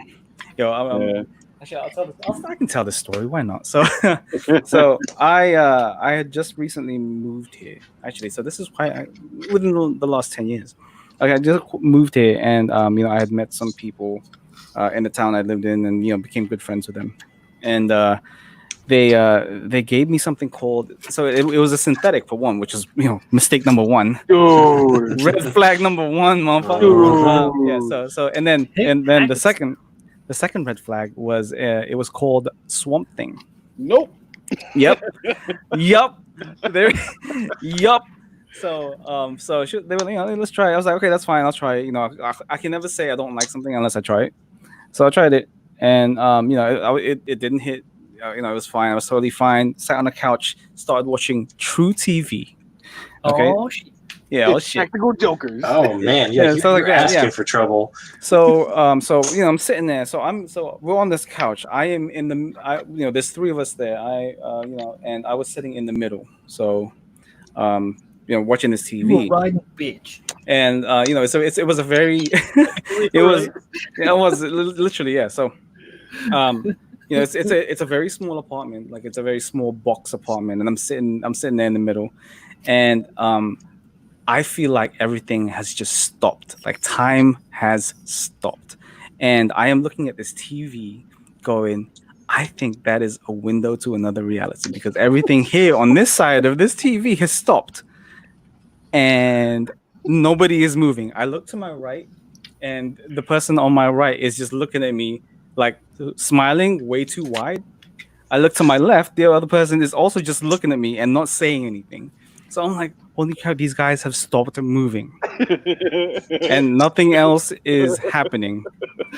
And the only things that are moving in this reality is the window TV. to the other reality. And it fucked me up. Did you try to jump into the TV? I don't remember what happened after that. He tried. Don't remember what happened TV after broke. It's like Pabs owes me a new TV. What the fuck? So after that, I was like, never again. I can't. Nope.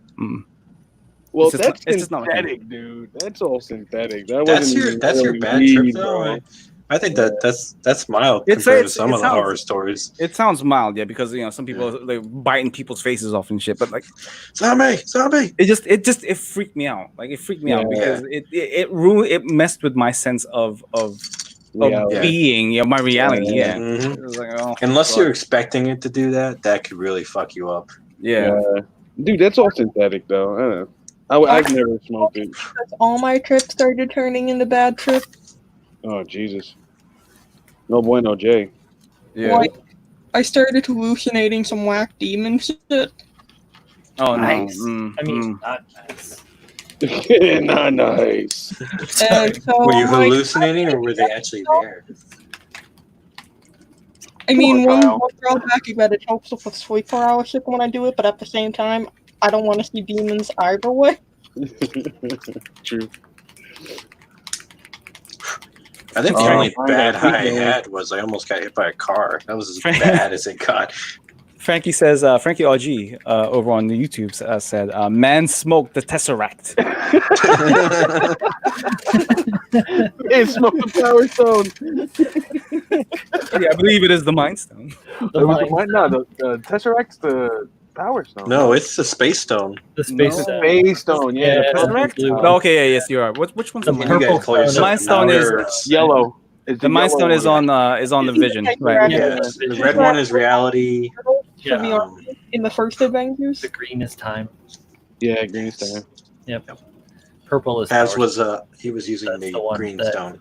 Rodan uses. Oh, yeah, never again. Yeah, understandable. That wasn't Yeah. fun.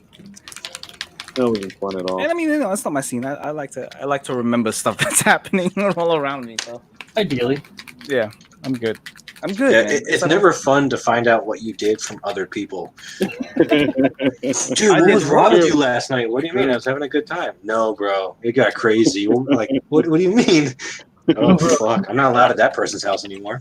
You shit on their lawn, bro. Thought it was a toilet, I swear. I thought it was a toilet, man. Like, dude, it's modern art. Same thing. So I'm trying to keep up with the chat. They're just talking about. Have you tried the Frankenstein? Is what Manny says. Oh, nice. So that's a Grandma's Boy reference. Oh, yeah. If you don't know Grandma Boys. Get your I just headband wanted to on. play that demon game, man. How are my antlers? What, demon game? Yeah, they before the movie dropped, there was talk about this game that where you play a demon and you go and like send people to hell, all types of shit. Oh, And then, yeah. boy, that was the game he was making. So I was like, oh, this game's gonna be fucking dope. Never came out. Mm-mm. I think that was just to get an audience, and then they're like, all right, we got them. Fuck it. Nice. Robot Man doesn't need to make this game. I'm trying to think. Was that guy even in any other movies after Grandma's Boy? Oh, The the game dude? programmer robot guy? He's been No. in all the Happy Madison, most of the Happy Madison films, hasn't he? Or he's a writer at least. Yeah, he's he's a got to writer. be something. All right, so I'm gonna try this. Let's see if I fucking ruin this. I'm gonna have Yeah, to go mute for it. myself. I'm gonna turn my vent on. I'm sure this is gonna be too loud, right? I don't know. If it's anything like my Mac. I can't hear yeah, shit, bro. my ears are bleeding. What the fuck? I think when you start talking, there it is. There it is. Yeah, when you start Yeah, talking, right. it's when you can hear it. Yeah. Yeah, let me get rid of it. So, hang on. You toe. So while Brian's muted, we can talk about him because he can't hear us, right? Yeah, that's how that works. It's not very fun.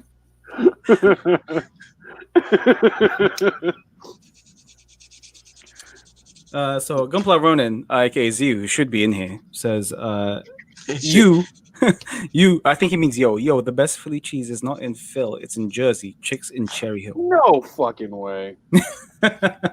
No fucking Jersey don't got anything good in it, bro. There's no one fucking good thing in Jersey. Restaurant wise, Brian. Restaurant wise. Like, what's good over there? There's nothing good over there. Exactly. Yeah. Best stuff is New York and in Philly. You want to All I've heard is Jersey's good for cheap housing. That's it. Like, if you want to have an affordable house and still enjoy New York, go to Jersey. I don't know. Not near the waterfront. Let's see here. Wasn't there a lot Gunpla of Ronin, industrial stuff on the waterfront?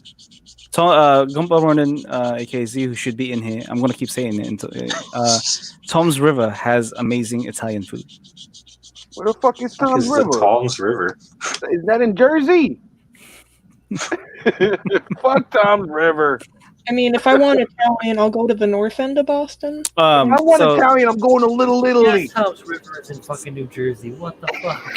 So I for Italian, I go to this great little place that's pretty close by. It is it's amazing. Like they give you the range is pretty wide and usually it's pretty good. Limited salad and breadsticks. Yeah, they give you unlimited salads and breadsticks. Yeah, it's a place called whenever you Olive ask for it. Garden. They also give you like they put parmesan in your stuff until you tell them to stop, which is like whoa, hello. Oh. It's very exotic. I believe it's called Olive Garden. If you guys are ever in Michigan City, there's a place called Giuseppe's. They recently got a name change. Giuseppe. I've heard that what's it called? That theirs is like the most authentic Italian if you were to relate it to real Italian food. So if you guys if you're ever driving to Michigan, you want to stop by Michigan City for those Midwesterners. Yeah, Hoboken got Mitsuwa over there. I like Mitsuwa. They got some good fried chicken. There's actually a barbecue place in Jersey that's pretty decent. Something Smokehouse. I forgot the name of it. There's some good spots. So what a lot of people don't realize with Italian restaurants here in the US is it's actually American Italian food. Yeah.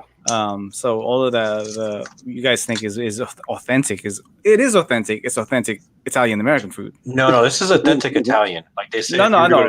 I'm saying I'm not talking about like I'm not talking about what you were talking about. I'm talking about just in general. Like whenever they say, oh, you know, it's got authentic Italian food. It's not authentic Italian. It's authentic Italian. Well, same thing about Chinese. Yeah, it's Chinese American food. Like fucking fortune cookies are an American invention. Like if you ever mention that in Hong Kong or China, people will look at you funny. Like, what is a fortune? General Tao's chicken? What the fuck are you? What is General Cho's chicken? We don't have that. That's a weird thing. Don't eat that. Sweet and sour? What the fuck is this? Get out of here. Yeah. So like, anytime you go to anywhere, it's made so that it tastes exotic, but it's American. Yeah. There's spots. And there's no way in hell you're getting proportion sizes that large too. No way. There's spots in Little Italy that are like authentic Italian. Really good stuff, man. There's one spot, Frank's. Yo, you come to New York, Pavs. I'm gonna show you something. I should have took Kyle, but we went fucking tourist sightseeing. Oh, we went to that Thai restaurant though. We went to that Thai place. Oh yeah, that Thai place. That place was bomb. It was nice. Yeah. Hell yeah, I like. I was fucking hungry. You're like, dude, I got this great place. I was like, yes, I am down for some Thai food. Yeah, that was by the comic shop. Oh, I miss my comic shop. Oh yeah, Midtown. Yeah. I found out that Dan Avedon used to work there. What's that, guys? Oh, shit. Uh-oh. Oh, I went on another rant. Pabs left. Hang on. He's out. I'm actually pretty starving. I had some chicharrones earlier. That was about it, though. There's some beef there. Chicharron. Need some more. Need some more in you. Yo, Wohop. Oh, we gotta go to Wohop. Oh my God, you right, Frank. Manny. Is Frankie still here though? I want to call him Chicharron.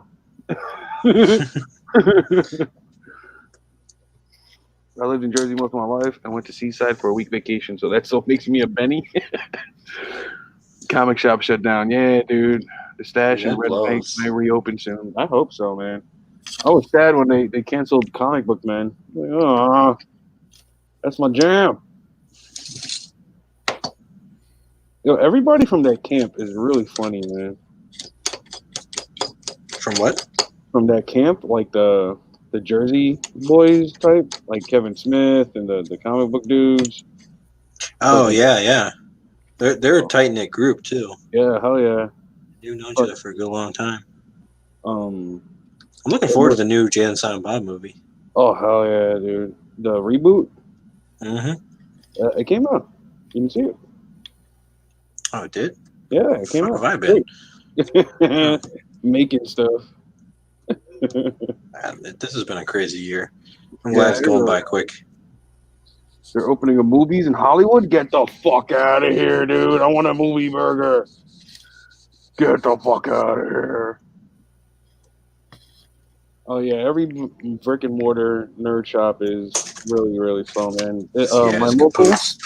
My local comic book shops in Brooklyn, Galaxy, I've been trying to hit them up, try to get them some business, man. Because it is sad. Yeah, I went to mine the other day and they're just empty. Mm-hmm. They haven't got any new shipments in, really. Like, it's sad. I want my books, damn it. Spider-Man was getting good. Thankfully, my one local hobby shop's been kicking strong. I didn't think they even closed during all this. Yeah, hell yeah. That's my close home supplier for what's it called, styrene. Nice. They don't really have much for selection elsewhere because they're like more of an RV, or not RV, an RC hobby shop now versus much for models. And they got more car models than anything. So they carry products that kind of work in that regard. I'm like, I don't want enamel paints. I don't want them. But I don't want it. I don't want it. Phenomenal tool. If you guys don't have one of these, ceramic scraper. Yeah. Or no, I got mine sitting around here somewhere. I do. Great for those mold lines. Yeah, hell yeah. Heck, you guys talking about shit again, huh? Yep. Wait. Get back to rambling. I was telling them how you give the worst advice ever. Did you guys hear that? Just want to make sure. A little bit, but nothing crazy. No, actually, Saturday, I barely heard it. It was pretty good. I think if I move it this way, you guys won't be able to hear it. Yeah, your mic's very directional. Yeah. How's my audio tonight? You sound pretty good. Dude. Yeah, we hear you. All right. All right, my man. I found out my laptop audio is better than my webcam audio and my headset audio. Yeah, like earlier, I was playing this video on my phone, and apparently it was blasting the guy's ears. I'm like, oh shit! I didn't know my mic on my computer was that strong. Yeah, that shit picked it up hard, dude. Yeah, I was surprised, and I didn't even have my phone on full volume. Brian and I were being all nice and be like, yeah, let's have him watch the video. You know, so it's fine. No, you should have said something. I didn't know. Julio comes in. Who the fuck is watching this shit so loud? Yeah. I did not know. You should have said something. You don't need to be nice to me. I'm not gonna sit on that. Like, nope. I came in, that shit was raw. Nah, dude. It was that shit from Popstar when he turns on the helmet. That fucking movie's great, man. Have you seen that, Babs? Which one? Rockstar? Rockstar? Oh no, Popstar. Popstar. Is that the one with Adam Sandberg or Andy Sandberg? Andy Samberg, yeah. Yeah. That movie is That's so good. We was making fun of Justin Bieber. She said she wanted me to fuck her the same way the U.S. government fucked Bin Laden. That's my favorite fucking song, man. Like, all right, hell yeah, I get behind this shit. That other camp, the Lonely Island crew, they're funny, man. They are funny. I love Lonely Island. Yeah, hell yeah. She put a bag over my head. Doesn't matter how sex. One of those guys was in Kung Fury. Oh yeah. He plays Hitler. Adam Sandberg? He's in Not Andy Sandberg, but what's his name? I don't know his name. The blonde kid. Most of the videos. Yeah, I don't know his name, man. I'm sorry. I don't know his name either. But you can watch Kung Fury on YouTube. It's fucking great. It's about a half hour and it's awesome 80s nostalgia action film. Yeah, you posted a link for that, didn't you? It's all dubbed. It's great. Like dubbed. I think Z's in the chat finally. Z's in the green room? Oh, yeah, get his ass online. We can finally stop referring to him as Here we go. Gumpel Ronin, who is not on the stream. You got some answering to do. You got some mansplaining to do. Mansplaining. Where you been? Hey guys, Chris Bads here. I'm sorry. I didn't hear that. I think it needed a little bit more finesse. What? Hold on. Let me try that again. Finesse. Hey guys, Chris Babs here.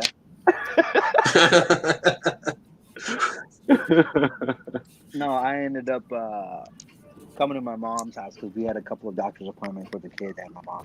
Oh, So we okay. ended up being here and decided to watch you guys on the telephones. And here I am because Paps kept calling me out saying, Gumbaroni, the guy who wasn't here. Yeah, it worked. But man, yes, there's really good food all over Jersey, Julio. Lots of spots. Not right across the river, but like deeper. like anywhere. Cherry Hill? Yeah, like so. There's one side of the Jersey Shore that's awful, and there's another side that's absolutely amazing. It's all awful, man. You're really not selling it. You're not selling it at No, all, bro. so there's one part of Jersey, the Jersey Shore, where like past a little bit past Town, where Is it like- the park called New York? no, it's not. So like where Jack is great is from, like, and then like Red Bank, where like Kevin Smith is from, and like that whole area, there's like all these beautiful beaches, nice houses, and Are you talking like great down by Sandy restaurants. Hook, or where are you talking about? yeah, like exactly right by like Sandy Hook, right? That place is amazing. Yep. Yeah, there's a yeah. great restaurant down there called Moby's. It's right on Sandy Hook. It's right there. You can like look out onto the ocean. Yeah, and you can My see wife like and New her York brother go City there all the time. They're great. from there. Like I discovered Sandy Hook by accident. I was just driving. I just had to drive Oh, one no day shit. after work, and I just kept looking for a beach, and then went through this crazy awesome neighborhood, and ended up finding a beach, and kept going, and then found like Sandy Hook, like all the lighthouses, and I have some amazing pictures of the old barracks there and shit. Nice. Yeah, That's right. Yeah, but the, then the barracks. And the whole it's some good history up there, man. Yep. But good times. Yeah, Monmouth County. That's what it's called apparently. Yeah. Yep. So Premium. What up, Phil? yeah. What do we got here? 19 people. Look, you guys, I brought like 3 more people into the chat. We're about to hit 20. See, why shouldn't you? You should have gone on sooner. Yeah. Hey, He's don't give holding away. the influence back.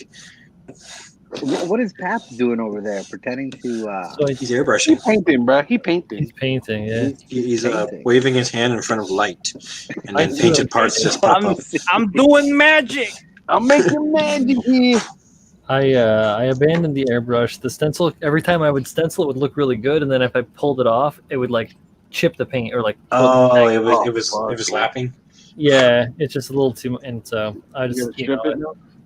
I'm just Nice. painting it by hand now. Hey, so I missed the first half hour of the stream. Have you guys I kind of missed the first hour and a taking a half of the moment? streams. We started 9. No, I mean like watching. I was watching it. At Oh, I'm sorry, 8:30 brother. my time. Sorry. I was gonna say, have you guys kind of adverted the Saturday No, critical critique wall? No. at all? Oh yeah, Pat. What the fuck? About it. Slipping. Yeah. So yeah, Hey we got guys, 19 it's people here. Nancy. And I want to talk to you guys about something that's pretty cool that's happening on Saturday. So essentially, so we are foregoing my usual stream this Saturday. And in lieu, we are going to be doing our critical build show. So, we had been talking about this for how many weeks now? Like a month, give or take. Like 2 or 3 weeks. I think. Yeah. Yeah. So we've been talking about it, kind of, putting the feelers out there, and a lot of people seem to be quite interested. And so we thought, fuck it, let's do it. So this Saturday at 7 Central, 5 Pacific, 8 Eastern. Oh, I got it right. Yeah. We're going to be doing on youtube.com/R3D5UNZ, so Red Suns, for all my Initial D fans out there.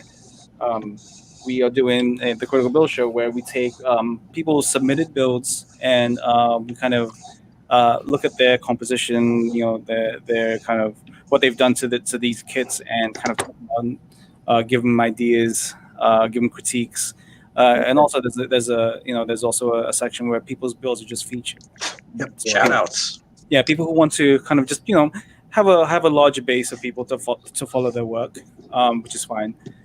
So yeah, keep an eye out for that. That's gonna be this Saturday. So set your DVRs, your YouTube DVRs, Hit that bell. hit that bell icon, subscribe. I don't have a lot of subscribers on YouTube. I now have a subscriber for every day of the year. I'm currently at 365 subscribers. So There we go. yeah. There we go. There Now we you go. gotta do a thank you video every day of the year for each YouTube, subscriber. where's my plaque, bitches? Why don't you 3D print yourself one? You get the copper plaque. They'll Yeah, like send you like a little calendar, one of those ones where it's like just like 2 inches or 3 inches by 3 inches, right? But it's like one page is every month, right? And on the other side of it, there's a thumbs up. Congratulations. Yeah. And so the key with YouTube is not how many followers you have; it's actually how many views you get and how many likes are on there. But there's also you have to have at least 1,000 followers for you to even have it. Like there's like the minimum, right? But after that, like when you can start really taking off is with the views and then you can start getting paid like really well, right? But beyond that, guys, so when it comes to this critical build thing, it's like a way to get. Oh, look at that! It's just a way bigger suit, man. Hit up So that- Pat's Instagram page. There's a link on there to there's like a hot link on there to the Google document to submit your build. Got a form, submission That's right. form. Yep. Yeah, there's a Google Submit your form on build. there that you guys can submit your builds. A couple of questions like obviously your name and your handle. Shut up. So stupid. But yeah, and images to for us to look at. So the only thing I ask from you guys is to try to send at least 5 images and then images of your builds in different angles and details, so that way we can really we can pick them out and kind of see exactly what it is you're trying to convey and what you're trying to do. There's also a section there that lets you explain what it is you've built and why you've built it the way you've built it. So you can be as in depth as possible. You can be as it can be short and sweet. It can be whatever you guys want. Just give us why you've built this thing, because a lot of people will just throw their shit out there and go, yeah, I built this. It's great. I'm a builder now. I built it.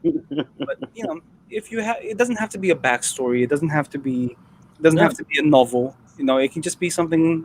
I wanted to make something cool. I wanted to see how far my skills have currently taken me. I wanted to build this because I really liked it on the show, but I wanted to see if there was like another take that I could do to it. Stuff like that. It doesn't have to be like, oh, Anaheim Electronics made this in 0045 or whatever. It's like my fleet story is 0099 like during the 1 year war. whatever. I like turtles. I like turtles. Yeah, well, tell your friends, tell your family, tell your mom and dad. Make sure Happy people Dad come sends out and build. watch. Yeah. Every girl send a build. And if your photo skills aren't like super mega, I can go and apply for a grant with the University of Arts nonsense. Don't worry about it. Just make sure there's enough light for us to see what your kid is, and it's not being blinded by the light. This is like, don't use your flash. Yeah, go outside. Use Get the ambient natural light. light. It's the best bet. You don't need a fancy camera. This is for all skill levels and stuff like that. Yes. This is just for advanced people. And then and then I also want to Not a roast.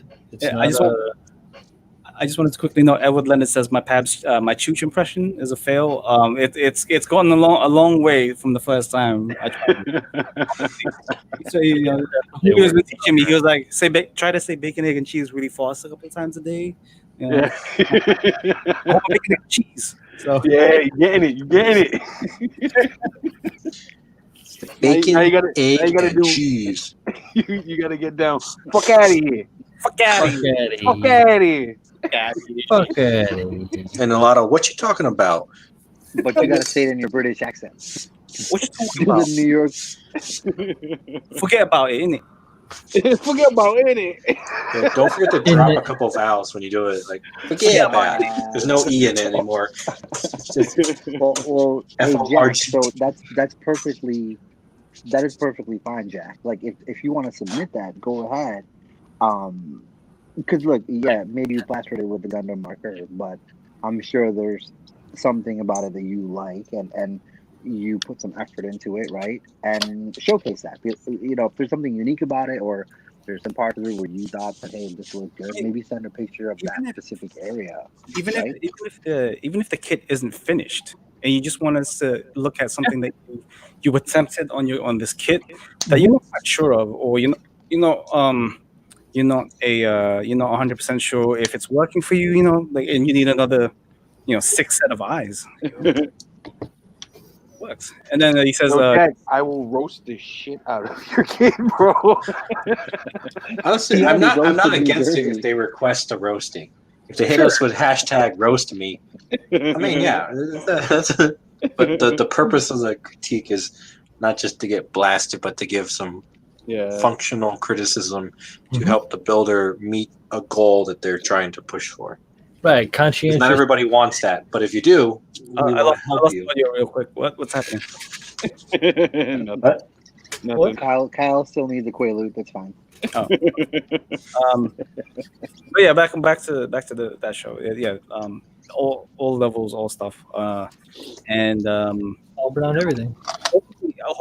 and also I just want to reiterate, and I'm gonna keep repeating this until it's it's cemented in fact.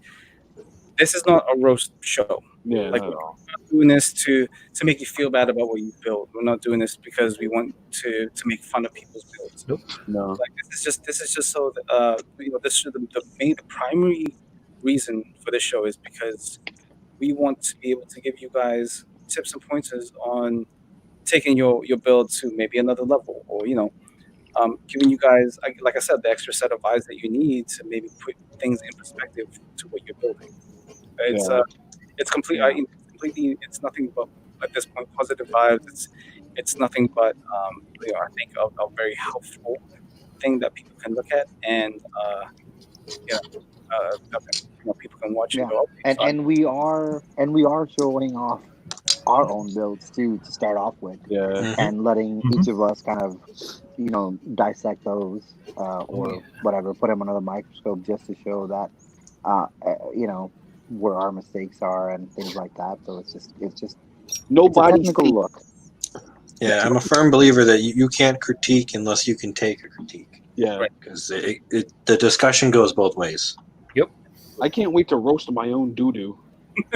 Oh yeah. I'm gonna see if you guys can catch all the Well, shit wrong with you my guys have my to. kid. You guys have to submit first. Oh Yeah, yeah, don't I'll worry, take don't the worry. pictures I tonight. I'll can take do the pictures tonight. I've got hundreds, thousands of photos. Don't worry. And also, just also a quick side note, like none of this show is not going to be like a weekly thing. It's gonna be maybe once a month or twice a month Yeah. at the most. Yeah. We don't want to kind of oversaturate and just be completely criticizing everybody's builds or doing all this stuff constantly every week. You want to make sure that we give people time. First of all, we give people time to build, Yeah. and and then hopefully we can once we kind of get everything established, once we get the ball rolling, once we get a system, we can just take it further and further and just reach for the start. Another Yeah, step keep it going. further. Keep it going. We will go by demand. If it Yeah. needs to happen on a bi-weekly basis, other people have channels. So, but we can all find a time to do something. And again, there's millions of people out there building this shit. So, again, it's by demand, but it's just something not different. But I think it's kind of stopped where everyone is kind of streaming, just like, hey, I'm going to live stream and I'm at home, and they're just like, whether they're snapping or whatever. But this is something to get people engaged, really engaged. Yeah. Like I know there was a thing where we're not reading the chat for like enough, and the engagement is at a lower pace just because we're all interacting with each other here.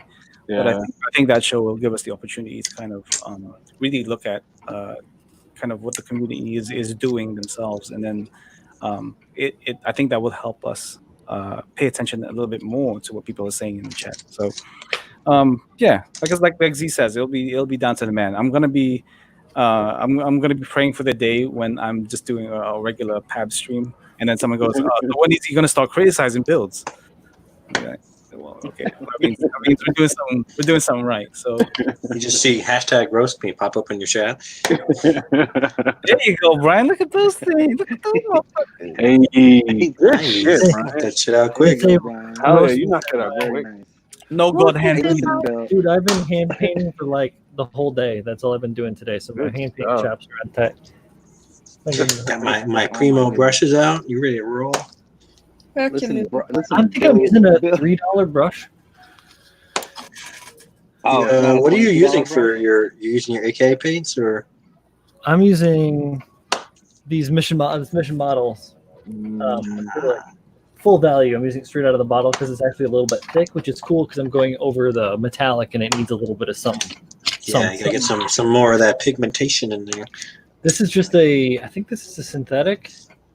It's a silver brand. Is silver Ristlon round. It's a 0 round, just this like a synthetic tip artist craftsman brush. I just look for like for me, what I like in a brush is like. I like it. I like it when they're premium.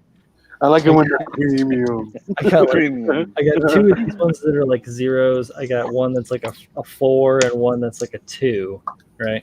It doesn't have to be synthetic. It doesn't have to be natural for me because I'm just doing like little detail stuff. But I like to, little rounds to come to a little point. This one's been used quite a bit, so it's looking a little frayed. I need to condition it. But yeah, I don't really go ham. You can get a lot out of a really high end brush. I'm not gonna lie, but you don't have to go crazy buying like gigantic, expensive brushes if you're just like, especially if you're just getting into hand painting. Hand painting. Yeah. Which There's no sense in busting the bank on brushes when you can work on your skills and then invest in dude. tools. Reminds me, tomorrow is Wet Palette Wednesday. If you guys want to hand paint with me. Oh yeah, all people are. I'm gonna soundboard. Yeah. William. I'm gonna try my best to 3D print a couple of minis for me to paint. Oh hell yeah! Yo, Pads. You need to print me that. Oh mini shit! turtle I should jump in one of these days, Julio. I saw that. Yeah. I saw that. Yeah, Oh, paint the onion. Ooh, the Ooh, fire, ooh, the that. fades. Yeah, Hell the fire. yeah, dude. Z. Well, I what got you. about I the saw onion that. warrior too? Everybody Oh, talking it about goes on fire. That's Ooh. dope. Is that like one of those Fucking little, glows and like flickers and shit. like pretty cool. restaurant lights? Yeah, exactly. Oh, dude. Colleen got this for me. It's obviously the bonfire Dark Souls. So. Yeah, dude, that's awesome. The save point. I've been holding Yeah. on to it for a long time, but it needs a lot of work. Like it's got all the trappings of a 3D print. So Yeah, yeah. It's still dope as. Is it an FDM print, Brian? Yeah. You know? Oh, I see it. Yeah, it needs some Yeah. sanding. more than that, Yeah. it's like it needs filling. There's like chunks. out of Yeah, it. It needs a lot of texture. I mean, like it is all like. yo, you can knock that out in a day, though. You're good. Yeah, you're good. So, for anybody that heard what Zashon was saying, or Z was saying, there is a Raphael print by a pretty famous. Oh my god, dude, that thing looks So so dope. dope. Yeah, that I'm thing's pretty so dope. sure right now he has it for free. Yeah. So what I'm gonna do is I'm gonna download the STL files, Z, and I'm gonna send one your way. Okay. Hell yeah. And if let me know if anybody else wants one, and I can I would Yeah, enjoy bro. this as well. I mean, if you're offering, I'll. But Pabs, I wanted to talk to you about potentially having a discussion about entry level 3D printing. Oh man, I thought he was gonna ask me on a date. All right. Well, I mean, that could be where we talk about entry level 3D printing on the special date that you could win. We should get Pabs on SCGMC. That's a Sunday stream, Kyle. Oh, you ever- well, if someone was streaming on Sundays, like they should be. Who streams on Sundays? I'm gonna start. I she was Yeah, gonna with start. I'm wasn't gonna she? It's gonna be Sundays. me. Sundays is gonna be me because it's gonna be Samurai Sundays. Yeah, but this man wants to lollygag. Yo, he has Not 13 lollygag. kids. Yeah. Listen, not only He's am gonna I steal my views. not only am I providing for 13 kids, but half of the Gunpla community. I don't have time to fucking stream. It's like, stop going to the post office to give out free shit. Yeah. Anyway, you were saying introductions to 3D printing, right? Yes. So I because obviously there's a multitude of different Applications. printers. We'll say printers before we talk about applications, like the way they make it. You're I talking do not know hardware the right now, names of the types of printers. right? You're talking hardware right now, right? Yeah. Yeah. Because there's entries in the type of printer, like the ones that have the reel and the plastic melts and come on the tip. Then there's the one that you're currently using, Pabs. You can get entry versions in each of those. It's just how the sculpt, I'll call it, is actually printed. Right. I do not know the names of these printers whatsoever. I just know that those two variants exist. I don't know what they're called. I know like one's resin, one's So you got poly. you got plastic. FDM printers, you got SLA printers, you got. There we go. Yes. Yeah. Get a Mars Elgu. Bill, I sent out a batch of stickers actually this week. I heard Elgu is really good. Isn't that what you have, Pabs? That's what Pat had. Yeah. I don't know. I thankfully have some money off to the side, and I was like, ooh, before my wife gets her hands on it, maybe I could get into 3D printing. So A great thing to do, Kyle, is to get unemployed and get $1,100 a week. Wait, what? $1,100 a week? What's really cool with Sign today's me up. with 3D printing now, like especially in the last like 2 years, is how incredibly accessible it is now. I mean, everybody saw it with FDM printers, and FDM printers have been great for applications for not art. But Yeah, because what my brother uses, he's at MDF, and he uses it to make like paint holders and stuff like that. Yeah. So for tools and accessories, it's great. But when it comes to art stuff, it's just a little too there's a little too much work involved in trying to get everything smooth to make because the layering is very prominent, right? Yeah. So with resin SLA printers now, it is so incredibly versatile in what you can make with these things, and depending on the resin you use, incredibly tough.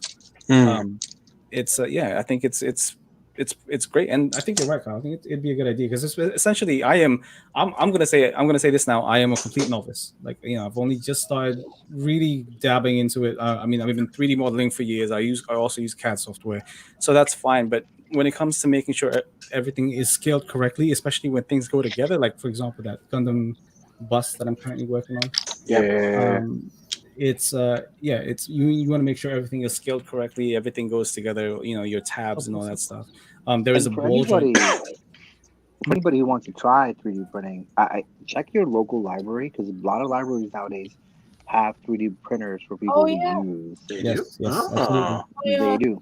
That's fancy. My local, I don't know if you guys know about like what formatariums are, but they're basically ant houses. Yeah. My local library, it's 25 cents an hour to rent a 3D machine. So. And I managed to print out like free 2x3s for like less than like $10. That's not bad, actually. Oh yeah. Library, because check out your local library. So the Raphael 3D model has been officially downloaded. Hell yeah. Yo, can we take a second and look at what John Lynn's doing? Yo, are you? Oh yeah, she's painting that horror, going ham on it. Oh, look at it! Yeah, holy cow! What is this? I'm trying to paint mountains for the very first time. I can show you what I'm painting if you let me share my screen for a second. Got you. There you go. All right. Okay. Jay, why don't you show him that Ronin commission? I'm working on that. He's working on it. Are you taking his money and not giving him anything? Because that's how you're supposed to do a Ronin commission. So, Brian, if you want Here it to tab. All right. Whoa. That There you Oh, go. hell yeah, Jay. Ooh, fancy. So that's what I'm working on right now. That's awesome. That looks great. Great. Yeah. Hi. Hi. Hey, what's up? Lowercase Z, what up? Everyone's saying hi to you. Oh, They're saying, how are you? where's Baba? Happy late birthday. So Zero Kai actually has a happy belated birthday, happy belated birthday. So Zero Kai actually has a question for all of us. What's the question? What's We that have a question. Let me see. All right. So where did y'all get your resource for customizing gunpla kits? My brain. Everywhere. So He just found brain. himself from his brain. I'm sure you guys have heard the story. Back in 2005, 2007, I was kind of going through the forums and seeing all these amazing Japanese builders like God, I can't remember the names anymore. But anyway, and I just wanted to emulate that for the longest time. But the information, that kind of information back then wasn't as freely available as it is now. Pinterest. Yeah, Pinterest. So one big resource for me is because now Japanese models are a lot more open with their social media. So Japanese Twitter is one of the big resources for me, for my style anyway.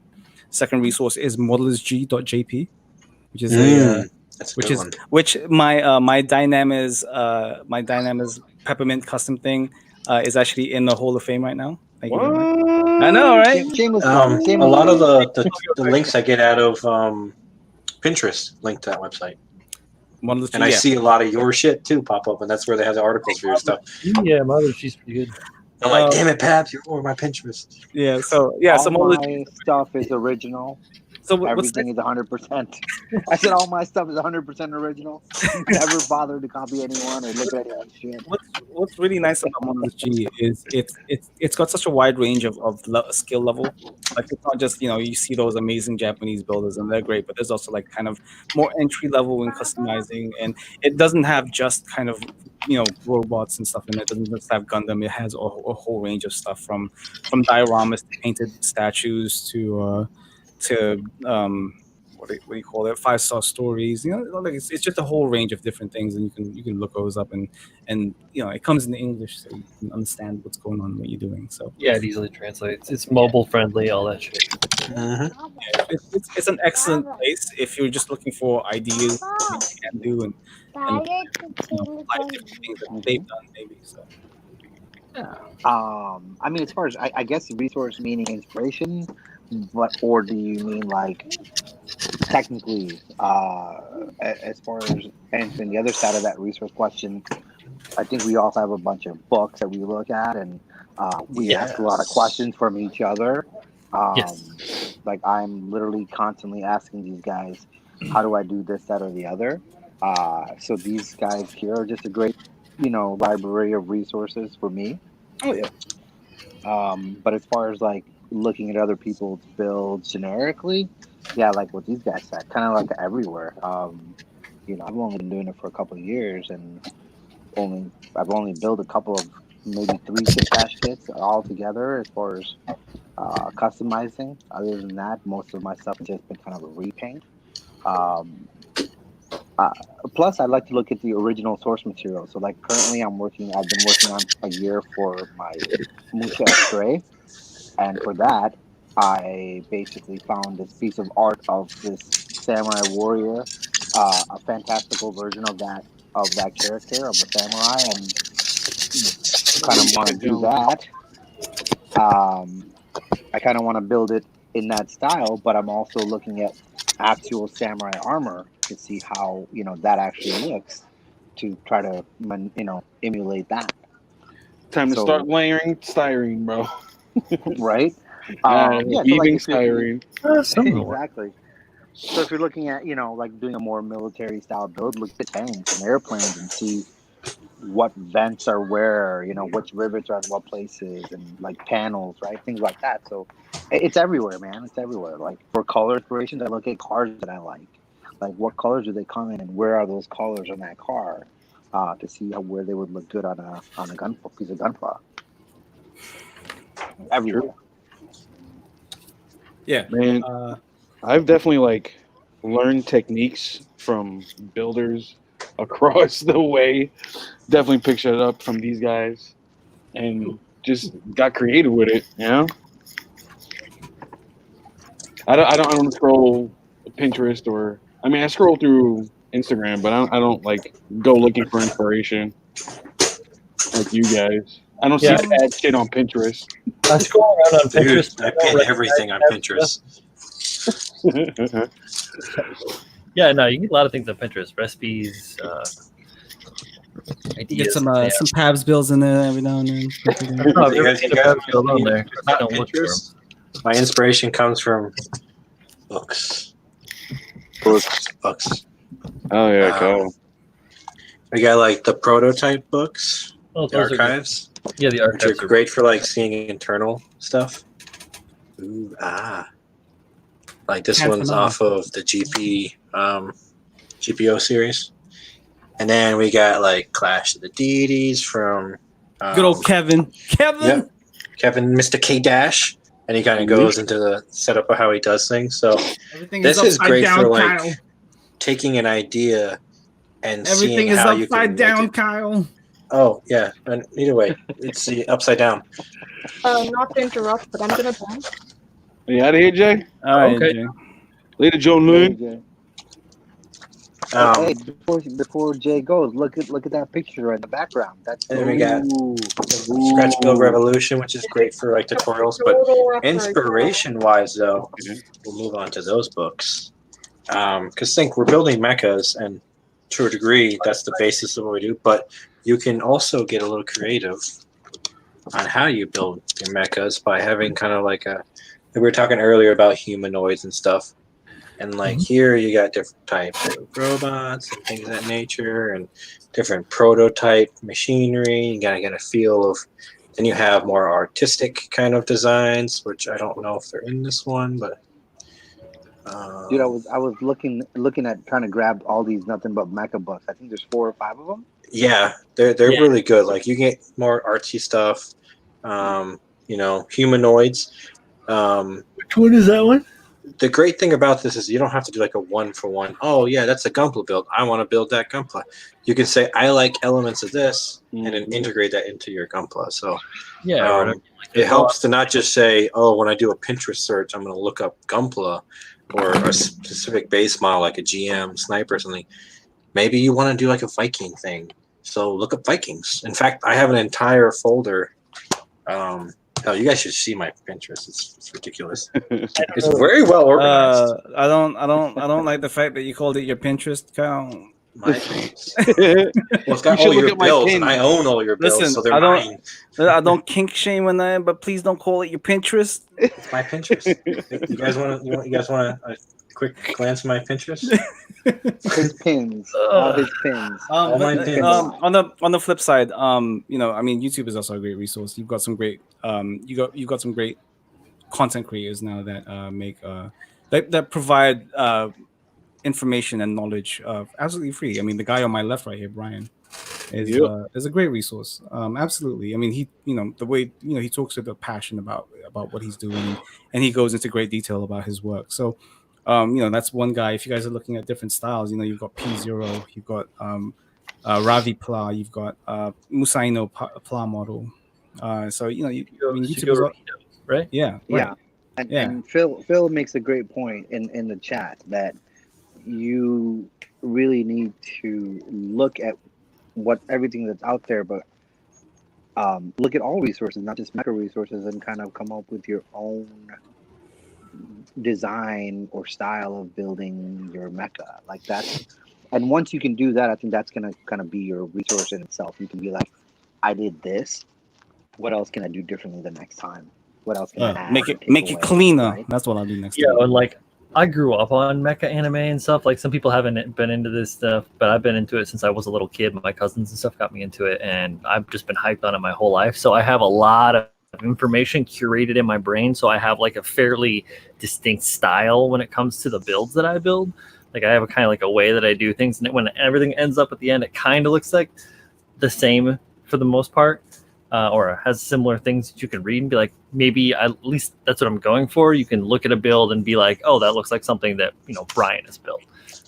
But I don't know if that's reading it or not. But is Brian slightly out of sync for you guys too? Or is it just... I don't know. Brian, say something. I haven't been paying attention to the screen. Am I out of sync for you guys? Yeah, you're out of sync. Ever so slight. Hang on a second. Here, Brian, screen share. He left. He gone. Wait. Screen share. I was going to show him. I'm back. I just left you're back now. Show my screen. Here you go, buddy. It's show my screen. Here you go. Here's my Pinterest. Oh no, he's showing us his Pinterest. Look at my Pinterest. So here's the thing too. When I was talking about looking beyond Gunpla, look at scratch built stuff. So there's videos on YouTube and everything as well. It gives you kind of a dynamic of internal structures, or maybe do a search on. Oh, I have a whole folder full of like airplane engines, like prop plane engines. I have one as well. But yeah, looking at jet propulsion and stuff, and it kind of gives some ideas of mechanical elements. But even then, art, the drawings that you see too, people's renditions from both the prototype as well as non-official artwork and things of nature. You can get some really cool ideas from what was drawn 2D. You can also draw. You can draw your own sketch and then translate it to 3D. So you don't necessarily have to be a world-class artist to create something that's inspirational for yourself. Look at the layers on that heat hog. Wow. Right in between Z and Chooch. Sorry. Oh, is this a highlight on the edge? Layers. That's not a highlighted edge. That's actually translucent blue resin that I carved into the shape of the blade and then embedded. Ah, that's the one you use for the wings, right?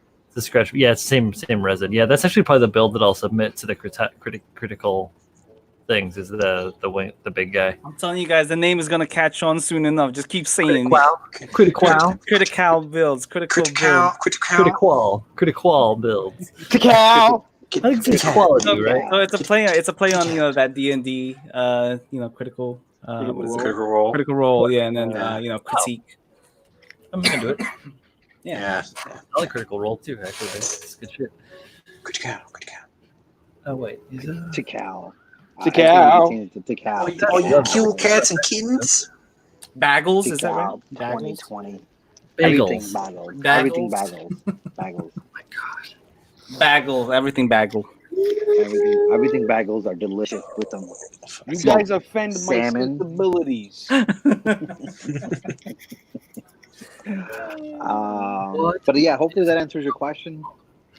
Yeah, I think that's a pretty huge number of resources right there. I mean, both of Gunpla, Mecha, and internal design in general. So hopefully, Make your great thing own about robots. Kyle, don't move. There's a cobra on your head. Stop. I mean, I gotta move away. Sorry. Something to be mindful of with Pinterest is you can click on the image and then dive even further down the rabbit hole by clicking on the link to the source material. And some of those are old school forms that are still alive and well, that are kind of like a hidden treasure. Some of those forms are pretty great, whether it's a user website so they have a bunch of their builds on there, or it's a forum for other stuff. So like the Scratch Built community, not just like Gunpla Scratch Built, but the Scratch Built community, build like spaceships and shit like that. They have a huge, ever populated forum, and I stumbled on it through Pinterest. So don't be afraid to click the link and go further down the rabbit hole when it comes to that stuff, because you might find some even cooler shit. just make sure you guys don't apply that to other things like emails and random links sent by people. Oh yeah, don't click spam mail, but Pinterest is trusted. Just be careful, guys. Okay. Don't I do think actually, if it is a harmful link, Pinterest registers it and actually warns you. I've had a message pop up because it was a Japanese link, and I know Google Chrome is pretty cognizant of potential hazards before. But yeah, you'll be fine. Yeah, they're tracking you. I've definitely been influenced throughout my life by video games. Yeah. Like video games definitely have a lot of mecha inspiration. Get yourself a PlayStation 2. Buy a copy of Armored Core 2. No. Get yourself a PlayStation 5. Zone of Enders, man. Zone of Enders. Ray tracing. Talk about the ray tracing used in Minecraft. Did you see how it looks? It looks incredible in Minecraft. I didn't see it. It looks great. Yeah, all the PC. games to do that. I'm saying on PC. PC. Well, listen, guys. Oh, you I'm not gonna stick around. I'm not gonna stick around for round 3 of ray tracing. Oh my god. These poor people. Excuse me, It sir. was on the Xbox One plus S. PC. No, but I gotta run. I'm kind of just away from the fam, and they're still doing their thing. So we're gonna grab the kids and try to get home. But thanks for having me on. See you guys on Saturday. Saturday.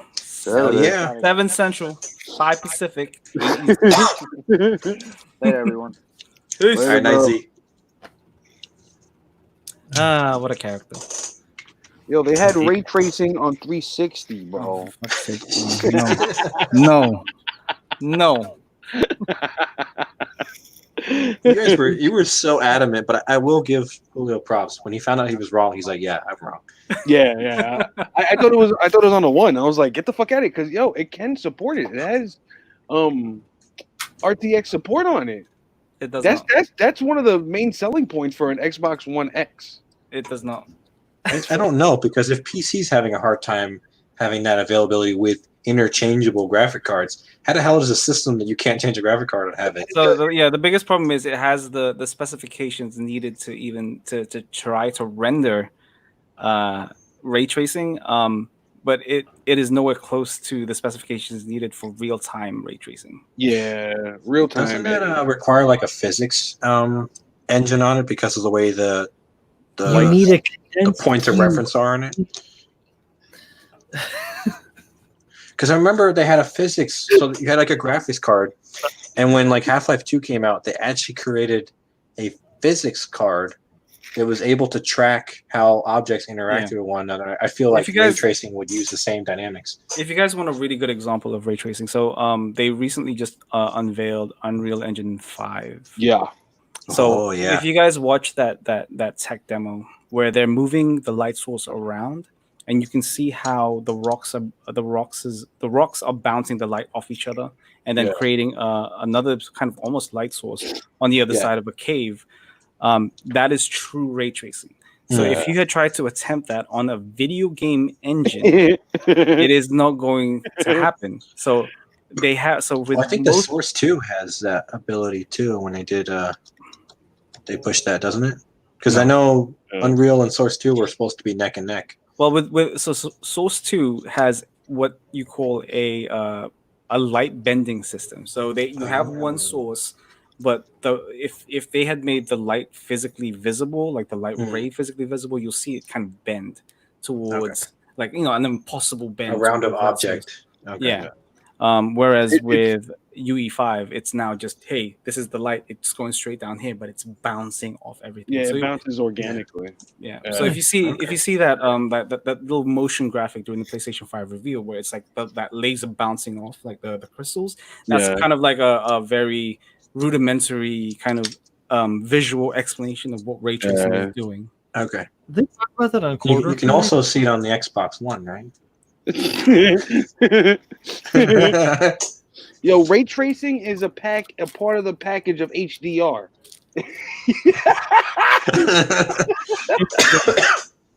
Pabs is just a fucking tracer. Tracer? It's high dynamic tracing, Pabs.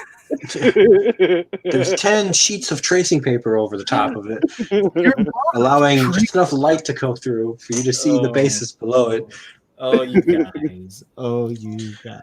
No, but actually, so ray tracing evolved from different light elements from HDR10s. So I feel like ray tracing's everywhere. But I thought HDR was just simply putting different layers of contrast over each other to get a better. No, yeah, color. I mean, HDR is high dynamic range for color sources and how that light bounces off into your eye. But ray tracing's actual like it's synthetic organic light. Light ray. Yeah. Pew. Ooh, you guys will enjoy this. So today we had a demonstration because, as you guys know, I work for a construction company who predominantly does business and healthcare. We do other work elsewhere as well, and we're working towards building this new hospital in Crown Point, and we're looking at some prefabrication stuff where we build stuff in a factory and then bring it to the site. And with that being said, we've been looking at companies that do laser layouts, so like they can project the layout and then do course correction and QC it and everything. And we actually talked to a company today that did a demonstration, and part of the demonstration was they had a 3D scanner. So they sat in the middle of our warehouse, scanned the entire warehouse, and give us either a grayscale that is review. called stereolithography. Yeah. The company's called Farrow. But anyway, so it literally scanned with a 1,000,000-point scanner our entire warehouse in 2 locations, and either gave us a color version of it or a grayscale version that was like a rendered setup. Yeah. I mean, this is like a $50,000 piece of equipment. I was like, oh my God, this is fucking amazing. You can do that shit with a Kinect, bro. Well, no. So what this does is it actually tracks 1,000,000 points, and then it actually builds 3D rendered, and then either you can take that and translate into AutoCAD or Revit to make plans from, or you can integrate that. So what we were thinking of using it for is when you do a concrete slab, you have to have a certain level of flatness per whatever code requirement you're going off of. And as you guys know, concrete doesn't actually stay relatively flat. You get lows and highs. So what this can do is scan the entire concrete floor and then talk to the projector, and the projector can actually tell you where your high and low spots are using contours. I was like, oh my god, we gotta buy this. This is fucking awesome. I don't run the books, so I don't know if we can afford this shit, but it's awesome. I'm like, this is like the forefront of construction right here. This is pretty cool. Yeah, you can take in all that like volumetric data. Mm-hmm. Yeah. Oh, it's a lot of data too. Yeah, that shit is dope. Buddy of mine works for a company that basically lays down runways, and they do a lot of their work for that in regards to scanning and surveying. They do it all with drone. Nice. So, and doing it with drones is difficult. Like, you have to have a very expensive system to maintain accuracy when you're doing it with drones. It's the LDR or whatever it's called. It's pretty intense. Pretty cool. I love when I hear about the stuff that he talks about, but I don't know shit for my asshole about that. So it's cool though, because like not companies don't do that. Especially in construction. We're not the first to take on technology because we have such old school methods. We're like, fuck it, we're just gonna keep doing this shit. Manufacturing tends to be more on the forefront of things, so it's kind of cool to be involved in this. It's like, oh my god, companies don't use this shit. We can get in on this. Hey, I'm gonna share my screen real quick with you guys. Okay. Yo, Paz, remember when you had to use light wave to render shit? Don't fucking talk to me about that shit. All right, so I'm going to share my screen. Ooh. Make them big. Make them big. All right, so we were talking about this a little earlier, but this is the thing I'm going to be printing for I guess most of these guys. Is it Donatello? It's Raphael. Yeah, Raphael. Oh, Raphael. That shit is dude. Look at that. That's pretty badass. Yeah. If I he made like a the stocky Donatello, frame. I need a Donatello. So it's like it's very detailed, guys. Like it freezes my system every time I try to bring up the faces. Yeah, well, especially since now you're broadcasting it. I'm also broadcasting, but here's the faces. That's a lot of faces. Oh my god! Look at that. That is pretty detailed. Yeah, I thought it'd just be like really cartoony. It's definitely a ZBrush sculpt. Yeah. Oh yeah.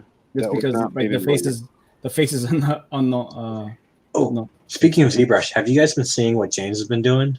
Yeah, James going hard, man. He's like, I just picked up this program. I'm like, what the fuck? You just busted out. That's awesome. Like you got like, so what's nice about this is it is in pieces. So you can send it in pieces and it's totally fine. So if you look at everything except the head, how big are you thinking you're printing this? Oh, right. Okay. Yeah, the scale is, I can't remember what the scale is. It says what it is on the page, I believe, but you can see like it's got like a peg and hole system, which is really nice. Yeah. That's gonna be easy. Like if it's considered a larger scale, you won't have to worry about your bed. The one I saw printed out was like a good 6 to 8 inches. Okay, so it's a good size. Yeah, it's a decent size. And then if you guys want to know who this is by, it is by an artist called I can't say his name, Joao Sousa. Sosa. He right now he has it for free, but if you guys want to, you can support him and kind of donate and nice. Let him know. Here it is in pieces. So you got different pieces right here. You can kind of print it piece by piece, which makes it very easy, very simple. And the way he has it set up, I mean, you guys can tell it's a pretty sizable. That's pretty sizable. Yeah, solid as well. And as you can see, like the way it's taken apart, like there is, unless your print goes bad, there's no way you can kind of mess it up. So yeah, I'm gonna try. Is it hollow? No. So you have to do that in your own slicing software. Yeah. But it looks to be a very simple kind of process. Yeah. And you have to do the structure for it too, right? Yes, to set up the supports. Yeah. The supports. Yeah. So I'll mess around with the settings a bit, try to do a couple of test prints, and then once I have everything kind of figured out, then I'll send it your way. So oh yeah, dude, ooh, that's exciting. That thing is so dope. Like it makes me want to change it into a Donatello or Raphael. All you gotta do is give him a sword. Yeah. You mean bow staff? Yeah, the bow staff. Oh yeah. Sorry, I'm getting mixed up with Leonardo. He'll do the entire series eventually. If you did Raphael, I'm sure he'll do the rest of them. But yeah, this is very dope. I love his style. If you guys have ever, I don't know if you guys have heard of him, but he's been doing sculpting. I mean, here's his art station. Here's his back though. Very impressive stuff. Like this. Oh yeah, That's pretty like, cool. I Face. got one for Two-Face. Yeah, like really cool. Like very, very. Obviously, he's got a very. cartoonish. It's like a Team Fortress art style. Yeah, almost to that level. Yeah, like really cool. Really impressive. So That's Pixar level shit, bro. yeah, for real, but really cool. Oh, So if you guys wanna check it out, if you guys have a 3D printer of your own, it's Joao Sousa on My Mini Factory. My Mini Factory. I don't have one, but I might get one. We'll see. So here's someone's rendition of it right here. Oh hell yeah, that's a good paint. Very dope. And I believe he had a little bit of a 3D fail with these levels right here. If he used the resin printer. Yeah, that's dope. Dope stuff. So As a if you modeler, That's pretty cool. here's somebody else's rendition. Go to the Oh yeah, that looks even better. Yeah, Oh yeah. it's cool, man. Like yeah, Really like them. Yeah, I definitely want to paint one. Here's like a regular Raphael by another artist. So it's you guys there's a lot of stuff that you can download, but the window is wide open for you guys to try to create your own thing. Yeah, super true. Yes, look what my wife sent me. My wife called me immature, so I banned her from my cardboard box fort. Hell yeah! I would do that. So- I'm like, oh, you can't come into my fort then. Raise the drawbridge.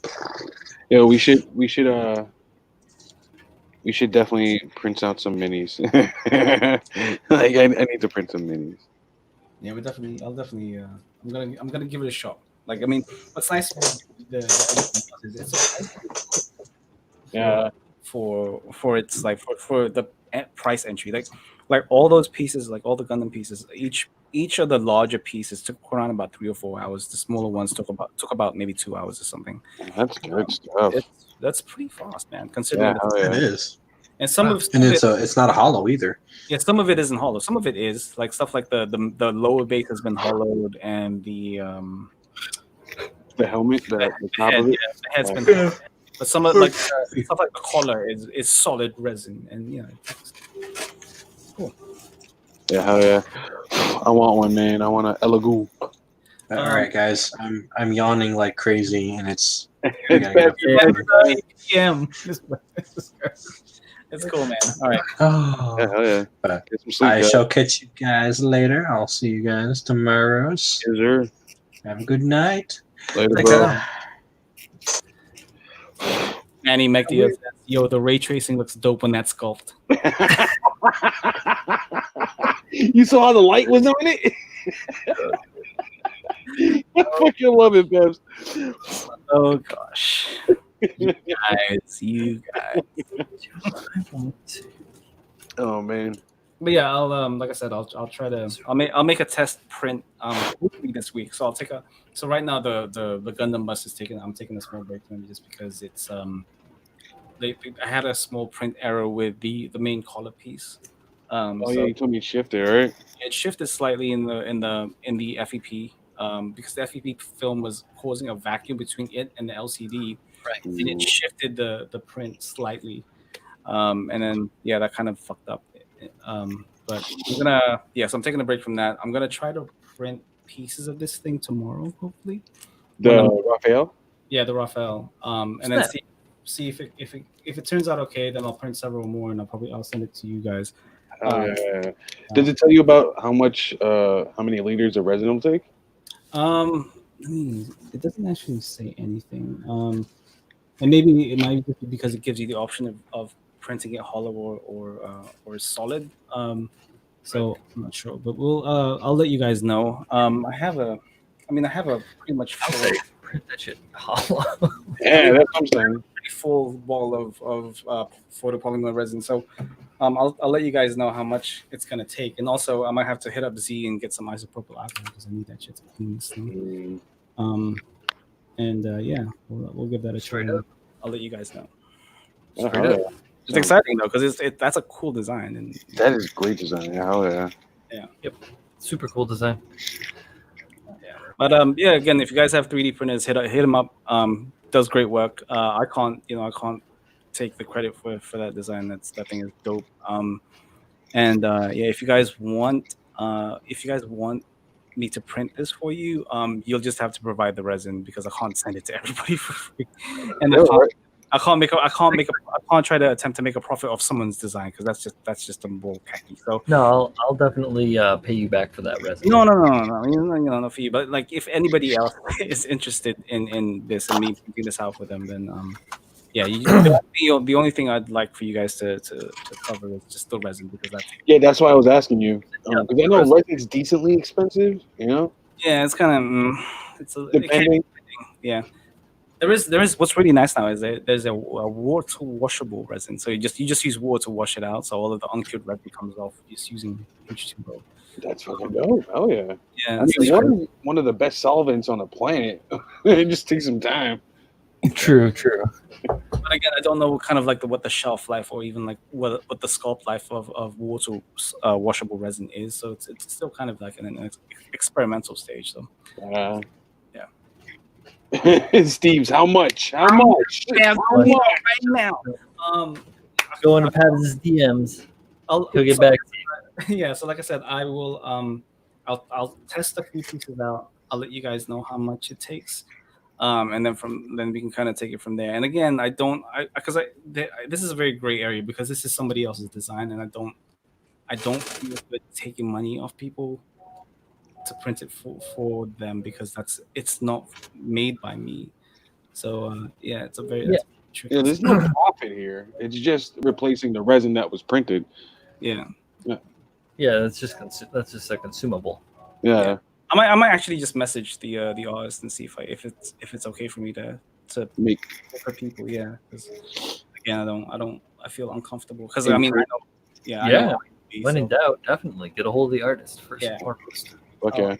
I'll shoot him a message and then let him know, hey man, got a few people. And I'm thinking about the stress it's putting on your printer. It's brand new, but still, it's wear and tear. Yeah, and what I'll do is I'll probably just kind of print the parts separately. Or print multiple parts at once, multiple duplicate parts at the same time, so that you worry about. Yeah. Oh, yeah.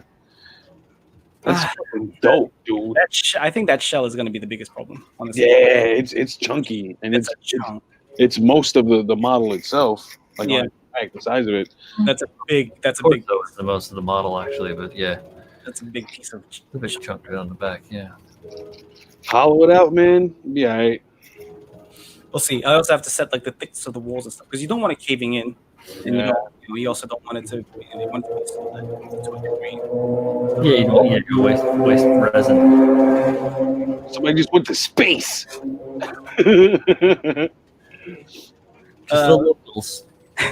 Steven says, "Does the Bro Builder 10 code work at the Pabs resin store?" I don't have a resin store, dude. I think it does. I'm in the midst of trying to figure out like kind of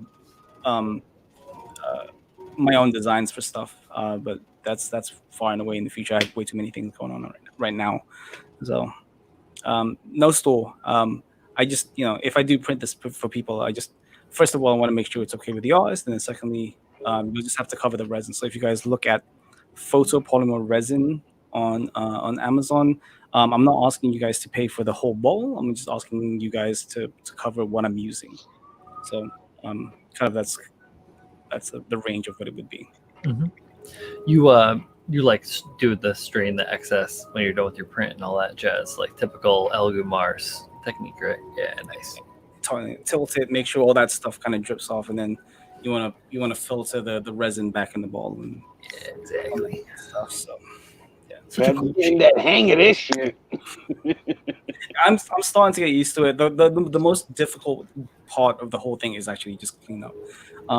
Because for one, I have a very limited amount of isopropyl alcohol, and two, it is it's very tricky stuff. You don't want it on your hands. You don't want it touching the skin, and it can get everywhere. And then cleaning the FEP film is also very tricky because you don't want to scratch that thing. You want that to be as clean and as clear as possible for your next print. And if it isn't, things can get very messy very fast. So have you thought about getting like denatured alcohol as opposed to isopropyl? You can buy it by the gallon. So I've been looking at like different like I've been looking at alternatives, and denatured alcohol was mentioned but not elaborated upon. Yeah, it's 100% alcohol. The reason that what makes it denatured is they add a poison to it, so you can't drink it and get drunk. Essentially, Yeah. that's the difference.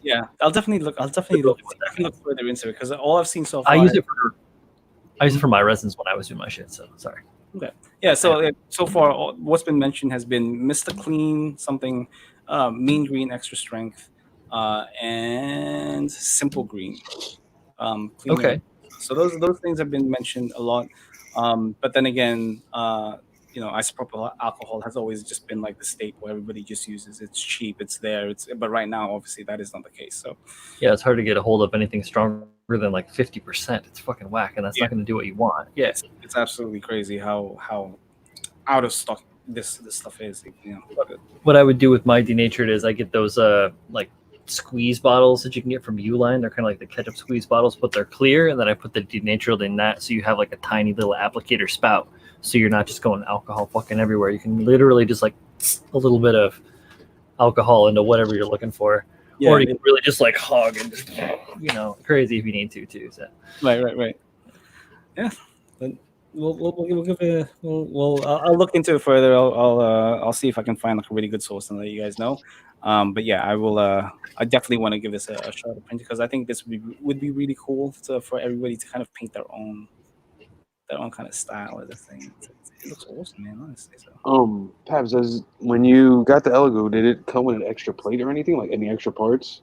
No. The only thing it came with was a bunch of what is it called? A bunch of gloves, a bunch of masks, some filters. It came with a 3D printed part that allows you to set the plate at an angle, so the excess resin drips off. But it didn't come with any actual parts for the whole thing. Like, some extra screws and stuff, and you can always buy the different parts for it. So if you are needing an extra vat, like because I know they're starting to sell the vats in plastic, so there's less chance of you scratching the screen. You can also buy like extra spare FEP film that you can replace it just in case you scratch anything, and stuff. So they have like an a la carte shop where you can just like go online and like click a box and pick a part from it, or it's mostly Amazon. Oh, really? Amazon, yeah. And so it's I feel like spare parts for this thing is relatively easy to get. Now the like for other stuff like like your Z axis might be off, something like that. That might be a whole other thing. You might have to go straight to Elegoo for that issue. But I don't know. Who knows? I hope I don't have to find out. Yeah, that's the whole thing. I was like, does he have replacements if anything goes crazy? But yeah, it should be fine. I'm hoping things shouldn't get too crazy. I mean, I'm not. This is going to be a kind of like a longish kind of project because I'm gonna paint. I'm gonna print one and then give it some time to kind of a resting period and then do another print. Yeah, you don't want to push it. Plus, your photo cell will burn out eventually too. So should last a while, but. Yeah, Edward Lennon says when you follow the model, it creates problems. When you follow the model, it creates problems. A little more effort is involved. Yeah, out on the inside here. Yeah. No, it'll be support. Pabs knows what he's doing. Sometimes I know what I'm doing. Half the time it's like, am I doing this right? I don't know. Is this right? I don't know. It's tricky. I don't know. Sometimes I'll just like I'll give it a day and I'm not gonna do it until I figure it out. So. Yeah.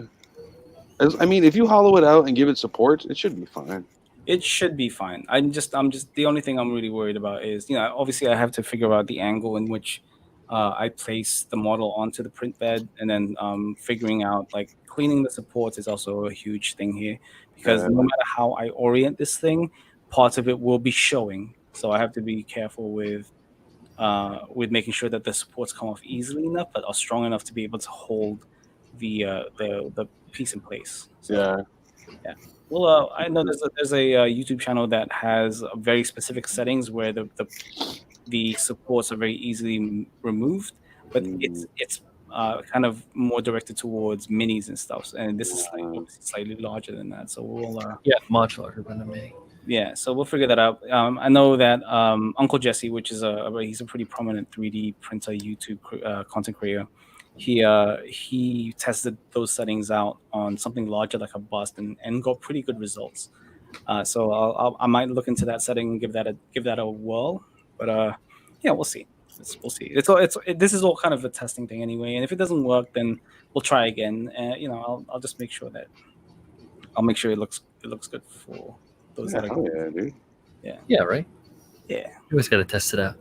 Hell yeah. It's gonna be dope. I hope it's gonna be dope. It's gonna be dope. I feel it in my bones. Have faith. I feel it in my lumbar. Feel it in my cockles. Tiger. This ain't that kind of show. Jeez. All right. Is there no text tonight? I mean, is there Yeah, she's on right now. She is? Cool. She wasn't on before when I was looking, so let's wrap this thing up. Yeah. I'm just gonna do it like crash like that. I've been so busy masking that like my brain is sort of fried. Let me show you guys the results of these legs real quick. So now it's now 3-tone. Oh, if it doesn't blow out. Hold up. We'll give you the sheet. Move this. And then slightly move this. There you go. Hey. Oh yeah, look at that. Hey, good stuff. So we're still adding colors like here and here. But yeah, I think that looks It looks nice, dude. Yeah. Oh yeah. There you go. So there's 2 of those, and then there's more on its way. We'll get that done. But wait, there's more. There's more. I'm starting to get this. I get it. Get it. Yeah, so this has been the KotoKai Robo-Dojo 4 Horsemen build. I'll be back on Thursday with my workbench stream where I'm working on the Master Grade Domtropin resin upgrade from GK Models with my boy Gumple Paul. We're going through that step by step, stream by stream, so that you guys can take a look at what kind of goes into a simple dress up kit on an older kit, because the the Dom is a 1.0 UC, so it's a little bit of a like baby's first resin kit. So not for me, but yeah. So if you guys want to tune in, that's going to be going down Thursday. Of course, we're all on Mechanism on Friday. Tomorrow night, this guy down here, Julio, has got Wet Palette Wednesdays. That's 8 o'clock Eastern? Yeah, 7 p.m. 7 p.m. Eastern. Yeah. It's early, Also, 6 Central. Remember, guys, please submit your builds. Yeah, critical builds. Yeah, we're gonna have, if we don't already have it in our stories, you may have seen them yesterday. I know that there's a few going around today. I'm gonna go post another one in my story right now. I'm gonna go Off stream, so that you guys have an easier access to find your way over to Pabs to get that submission put in. So yes, please do. The more the merrier, and let's all help push that out. So yeah, exactly. So thanks for coming around. It's great to see everybody virtually through text. And good to see my friends. And I'll talk to you guys next time. Have a good night. There you guys. The button is always so far away. That was a good stream. Yeah, it was good.